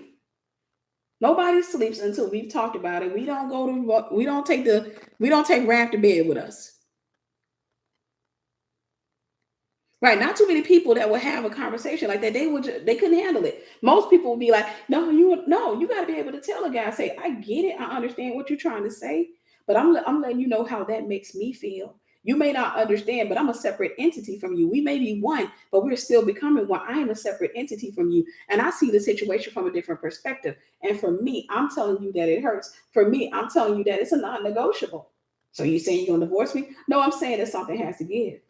Because there's no way I'm going to be forced into dealing. I can say this, I didn't handle a situation like that with my ex. I didn't handle it with maturity. When he came and he said, my sister friend is coming here in 3 weeks and she's going to stay the weekend with us. My sister gave her permission. Hey, who the heck is your sister? Your sister can't get nobody permission to come stay at our house. I said, that girl can't come stay here. No, she can't. I talked to my sister. I said, your sister don't have the authority. What I told my sister was, I said, you don't have the authority without talking to me. That ain't how we do that. No, we literally fought for 3 weeks. Literally every single day. We didn't touch each other every single day. We fought for 3 entire weeks. Yeah, most men crave peace. And unless they're narcissists. Narcissists, they just kind of like drama. But most men crave peace. And women have to get to that space. Because a lot of women are toxic and they be wondering, why don't men stick with me? Because you like to fight. You've mastered making the atmosphere go up to here to here. And I'm gonna tell you, when the atmosphere shifts, when the weather changes, I typically start dealing with symptoms, sinuses, and stuff like that. Nobody wants to deal with the drama. Nobody wants to deal with the drama. So I don't remember. I'll say this in closing, because that's supposed to be closed a long time ago. In closing, in the beginning of a relationship, that's going to determine how the relationship goes. This right here, you got to keep all the contaminants out as much as you can while you're courting this dude, while you're dating this dude, while you're courting him. Keep all the contaminants out. The enemy's going to try to put insecurity in there. He's going to try to put some things, because this man's ex-girlfriend is going to try to pop up. Things come up, but you got to practice communication, and you have to see how he communicates. Does he stonewall you? Like if I express a dislike for something, is he willing to talk to me about it, or does he stonewall me? Those are the type of things that you have to see in the dating stage, so you don't move into the courting stage. So if I'm dating a guy and I see these things, I'm not moving to the courting stage with him. He comes and says that, I think we're ready to go to the next level. No, I'm thinking we got to go backwards. I'm thinking we got to stop talking to each other. What? Yeah, because, bro, you still got some doors that need to be shut, some issues that need to be handled. And I'm just not, I understand. I'm some man's help me. But you got to learn to help yourself first. Because you coming in with a truckload of crap, and I ain't willing to, y'all gotta look at the burdens that people are bringing with them. You coming in with a truckload, like, my work already cut out for me. But while I was single, I was working out my soul salvation and making sure my life was cleared out. And I ain't bringing no loads with me, no drama. No, no, no, no. So you got to be mindful. So I'm just saying that to say all of that long way. I'm saying that to say, change your phone number and do not let somebody occupy your husband's parking place in your life just because you're bored, he's bored. Don't do that, because at the end of the day, you're not going to change his mind. Being his friend is not going to make things better. When somebody is an ex, this is what you do to an ex. Matter of fact, turn the page, blank slate, start over. That's it. That's it. Clear out your life. So when the man of God comes, when you're ready, he doesn't have to come into a whole lot of crap where you're having to try to explain, we just friends. Nobody want to hear that. Let some man come into my life talking about yeah, that's my friend. Did you date her? We kind of dated for a little while. Okay. Yeah, I'm not interested. I'm not doing it. Because I already see the fight on the other side of that. I already see the drama that's coming with that. Ain't nobody gonna do that. No. No. So yeah.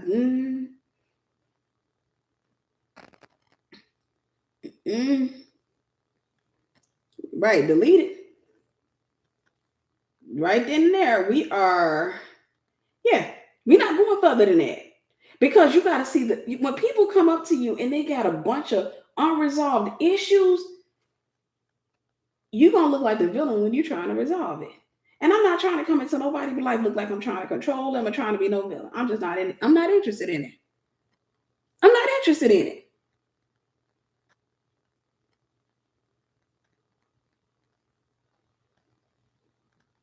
Hey, I'm trying. I'm telling you, I'm not interested in it. He come in and he like, that's my ex, but we cool now. So okay, let me get this right. You think I'm gonna pursue you or pursue the relationship further?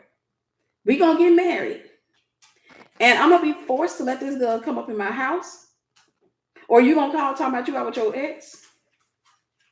Baby, I told you. Do I look like I'm 3 shades of crazy? Or even ain't you gotta be an ex. I'm sorry. If it's a female,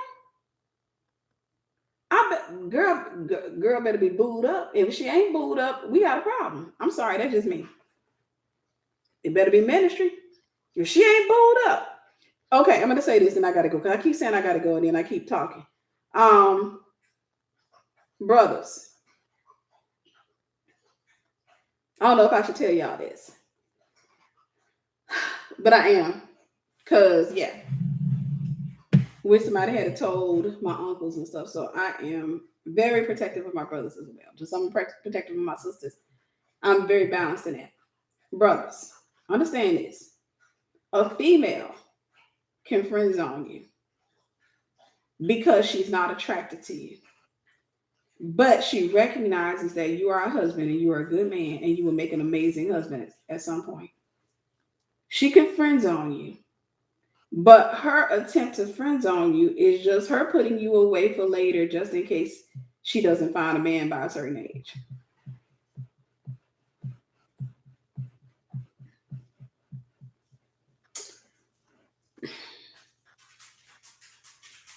She could be your bestie.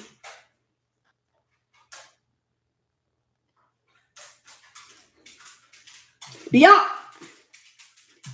Hey, watch. Some female that I'm telling on, she gonna be like on my video. When I go to the thing, be like, supposed to be disliking the video, and I be like, what do you think I'm gonna do? Look at it and be like, oh my god, I can't believe this. Brothers, hear me when I say this. I've seen it and I pulled women over. I pulled women over when I saw them doing this. Like I pulled them over and talked to them and say, hey, what are you doing with this guy? Oh, he's just a friend. I'm like, do you like him? Because I can tell he likes you. Not really. Well, why are you doing that? A female can friend zone you knowing that she does not want you. But you have everything personality wise that she wants in a man. You just physically not that. Or maybe you may have a part of your personality that she doesn't necessarily like, but she knows you're a good guy. So she will friend zone you with every intent of if she turns 40 and she got 5 kids and no man settled down with her, she can come back to you. And that particular female will challenge any woman you try to date. And when she challenges the female, you won't see it.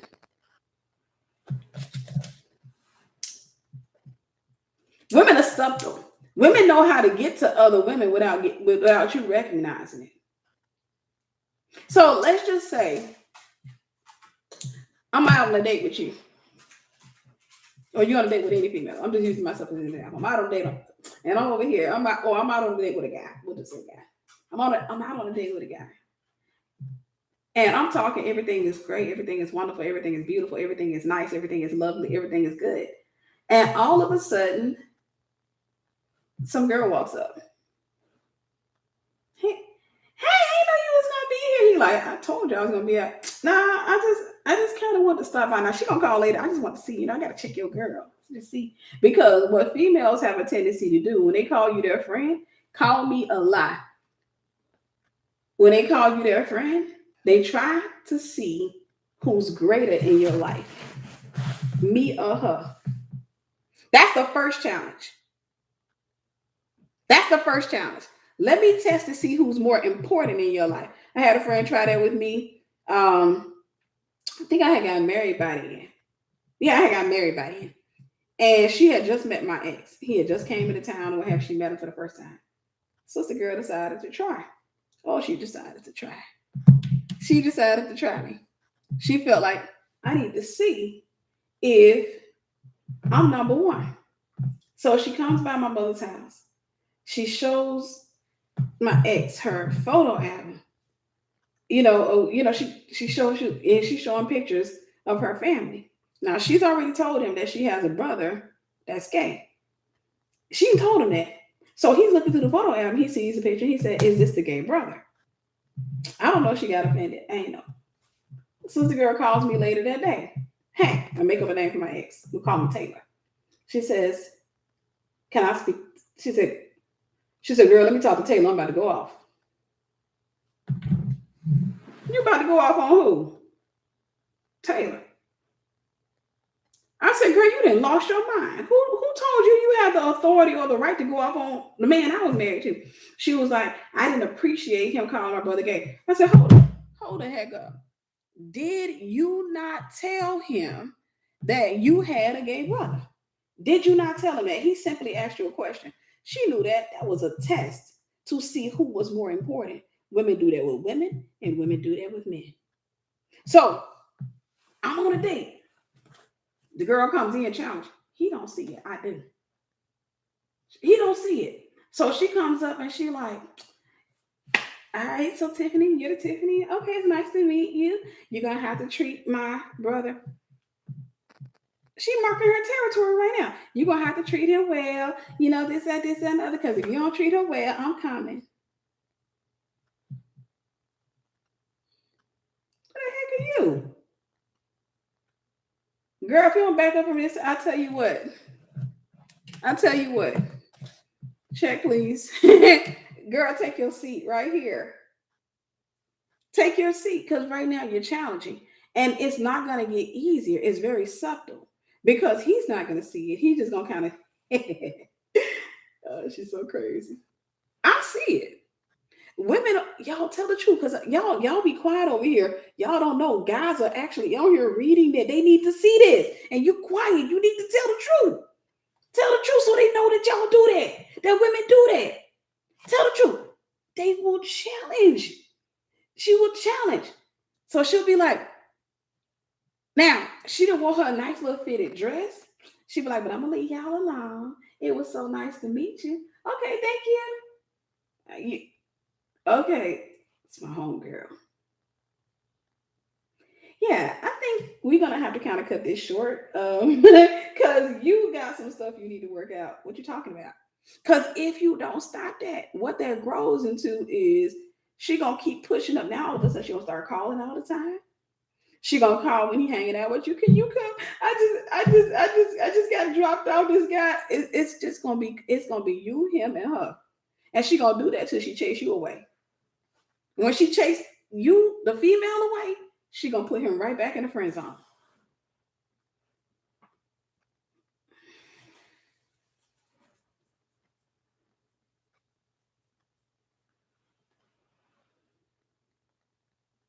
Oh yeah, God, his mom and sister can do that too.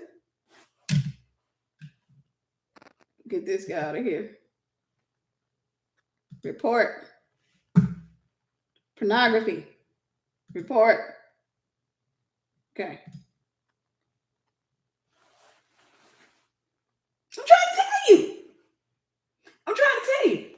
Guys don't typically notice it. They don't notice the subtle. Now they'll notice when a man is doing stuff. They'll notice when a man is doing something, but women don't typically notice it. I mean, they'll notice when a man is doing something. Like, well, we don't know, but women, we notice with women. We be like, why is she wearing her prom dress? We in McDonald's. You told her you were taking me to this restaurant. Now, obviously, I wouldn't be going to McDonald's, but you told her you was taking me to this restaurant, $20 restaurant, and she came in here wearing her prom dress and her best wig. She showed her wearing her prom dress and her best wig. And you don't see that. And you think I'm going to marry you, and she going to be coming in our house bringing that warfare. The devil is a three-eyed lie. Men are clueless to women, women are clueless to men. That's why we have to educate each other. And you got to have a good relationship where you can communicate that, honestly. You got to have a good relationship. If you don't have a good relationship, you'll be forced to deal with that. And you'll have to wait for him to get the revelation. And that can be a nightmare because by the time he get it, she'd done a lot of damage to your trust or what have you. By the time he finally gets it, he come in, you're married and he come in, baby, I'm sorry. By this time, you can't stand him. You need counseling. By this time, you just like, I really am not honestly, genuinely, I love you. That's the weird part, but I'm really not attracted to you. I've really lost respect. And so the Bible tells a woman, wives, respect your husband. Like, I literally got to go back and get some respect for you. Because that's what the devil attacks with women. He attacks your respect. With men, he attacks love. God says, husbands, love your wives. Wives, respect your husband. When the devil comes after a marriage, he goes after a woman's respect. When the devil goes after a woman, he goes after her respect. Because if he can get you to the point where you don't respect your husband, it changes the way your mind, it changes the way you see him, it changes the way your body responds to him. he begins to deal with full-time rejection in his own home. He starts dealing with that. So your atmosphere is set to rejection. So every time he come home, it's just he come in and he trying to talk to you. You just sitting there looking at him because you got hurt and you don't trust him. One of the most important things to a woman is security. A woman absolutely has to feel secure in her relationship. If a woman it does not feel secure, respect goes out the door with that security. So insecurity looks like this. I'm not going to draw anything. Security looks like a stable foundation. Insecurity looks like this. So everything that was on this end slides down. So respect goes down. Love, all of this stuff go down. This is what insecurity looks like. So what the enemy tries to do is bring insecurity to any foundation, any relationship, and women being the weaker vessels in the relationship are typically the first to start checking out. 80% of marriages, 80% of divorces are filed by women. Public record. 80% of divorces are filed by women because the minute a woman feels insecure, the minute a woman feels unprotected, the minute a woman feels like you're not properly covering me, you're just kind of letting your mother attack me. You're letting your friends attack me. You're letting everybody attack me. You're not providing for the home. You're not helping me with the children. You're not doing that. Women lose respect. And once a woman loses respect, the marriage is pretty much finished because everything about her will shut down. Even her body won't want to respond.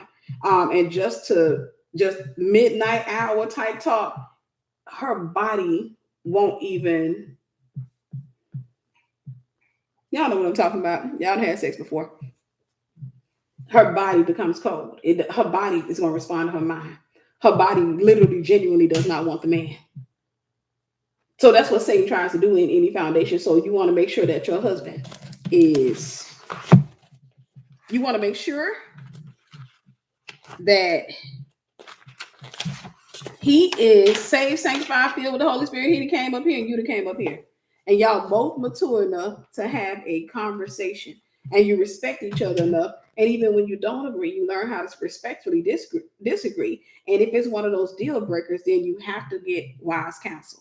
You have to get wise counsel because you can never have a relationship, and it needs to be understood, where one person gets their weight in a deal breaker and the other person doesn't. That causes a great imbalance. When something is extremely important to another human being, it has to be respected, even if it's unreasonable. Now, if it's unreasonable, you have to get therapy. You have to get counseling for that, so that things can, so that you can get some type of balance in it. And what have you. And one thing is, the person may not get what they want. If it's unreasonable, the counselor should be able to tell them it's crazy, it's unreasonable, and help them to heal beyond it or what have you. But you can never disrespect the wishes of another human being and expect the relationship to continue from there. That's just the way it is. It's not even one-sided, it's two-sided. It's the same thing with the husband. If my husband says, Tiffany, this is a deal breaker for me, there is no way that I can expect to continue to do that and then expect him to feel safe with me. Does that make sense? He wouldn't feel safe with me.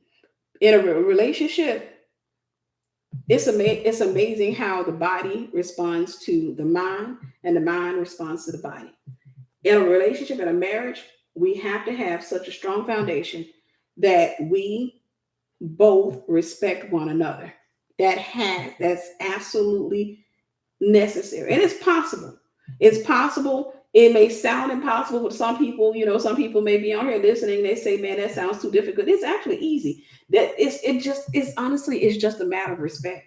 I'm being honest. It's just a matter of respect. If y'all got that and y'all mature enough and y'all know how to communicate when y'all are in your dating, courting phase, your marriage is a breeze. Honestly, you become best friends. So you know how to talk about things and you know how to reason with one another. And your marriage is a breeze. So y'all always having good time with each other. Y'all have a good marriage. Y'all best friends. But if you have somebody who stonewalls you or you stonewall that person, you can't put people on punishment. And that needs to be understood. And that needs to be understood mostly with women because I have, female friends. I've had female friends, and women have a tendency to put people on punishment. Women have a tendency to put people on punishment. Like I said, I have a program, and I've seen this with some women in the program. They get offended and they quit. And a lot of times they'll inbox me and be like, "Hey, I'm quitting your program because I'm not getting what I want. I'm not getting what I need from this, or what have you." Or what have, they'll be really negative or what have you. And I write them back, okay. Surprise the heck out of them because they're not expecting that. They're expecting you to pursue, to chase, and say, "Hey, what did I do wrong? What can I do to make things better for you, huh?"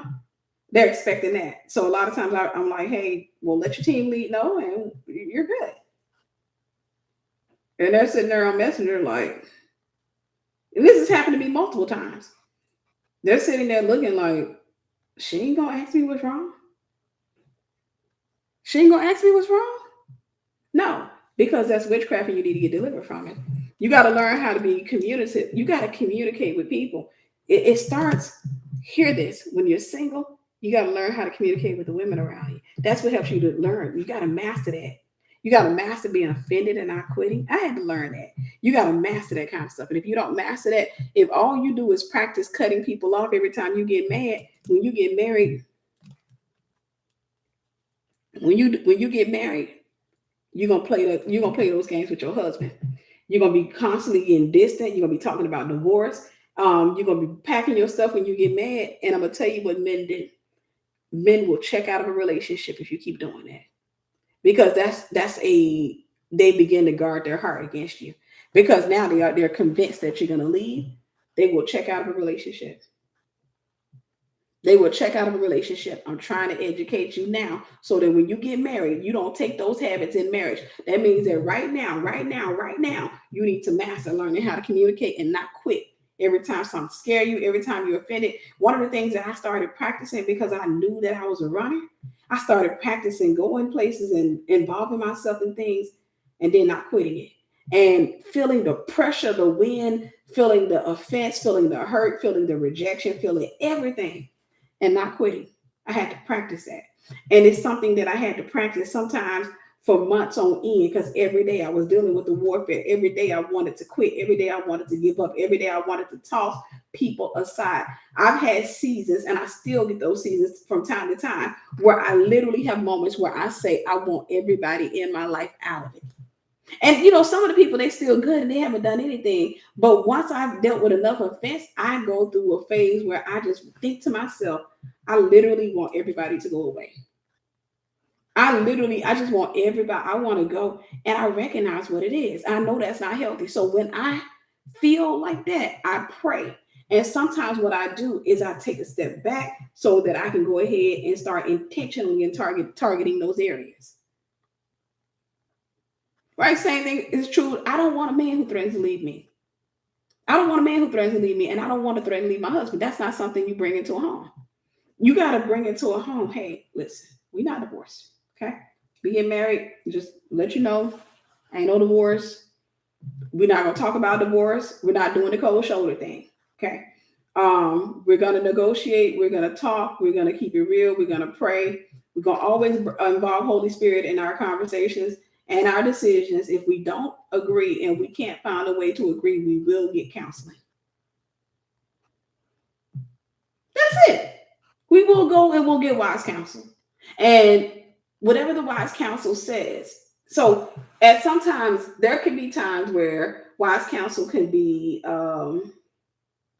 favorable towards one person than the other. So like if I get wise counsel from a guy, if me and my husband go to a guy and I say, okay, he got this girl and he expects me to accept. And so we've been married, and this girl, I come home from work and the girl in my house. And he think that's okay. So if I'm getting counsel from a man, the man may say, well, I mean, were they in the bedroom? Were they naked? No. But still, that's not okay. I mean, Tiffany, I think you've been a little bit unreasonable. Then in that particular case, I know we need to get more counsel. I know we need, because he's not going from the right place. He's going from, basically, he's still doing it.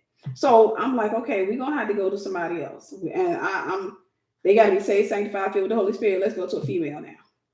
And a woman to be like, well, and so now we got one for one. We may have to get a tiebreaker.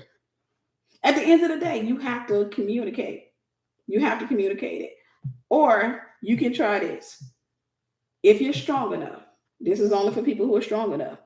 Some people are strong enough where they can say, okay, I'll let him learn his lesson. Or let her learn her lesson.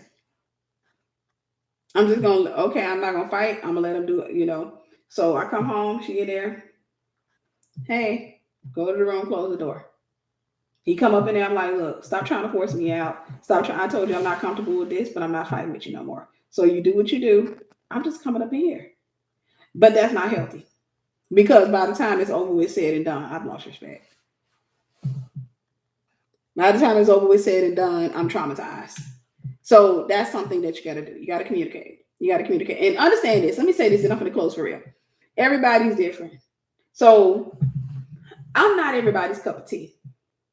I've seen marriages that work for people that have different standards than me. So I'm not everybody's cup of tea. Every man is not my cup of tea.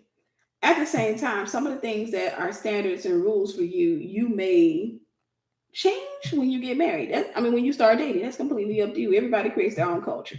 So don't nobody come on here and start talking about, see, that ain't right. That ain't how it's supposed to be. It's different for everybody. I'm just talking about for me. At the end of the day, I want to be best friends with my husband. At the end of the day, I know that he has to have his life together. I'm not looking to come into no drama. I've had enough drama in my life, and I'm at a place of peace. I've had 7 years of straight peace. I'm not trying to go into drama just to have somebody. If I got to give up my peace to have the man, I'll give up the man to have the peace. That's where I just preached it. I'll give up the man to keep my peace. Because I'm going to tell you right now, I got a lot of respect for peace. I love my peace. And if I got somebody who don't respect my peace, he got to go. All right. I love y'all. We'll talk soon.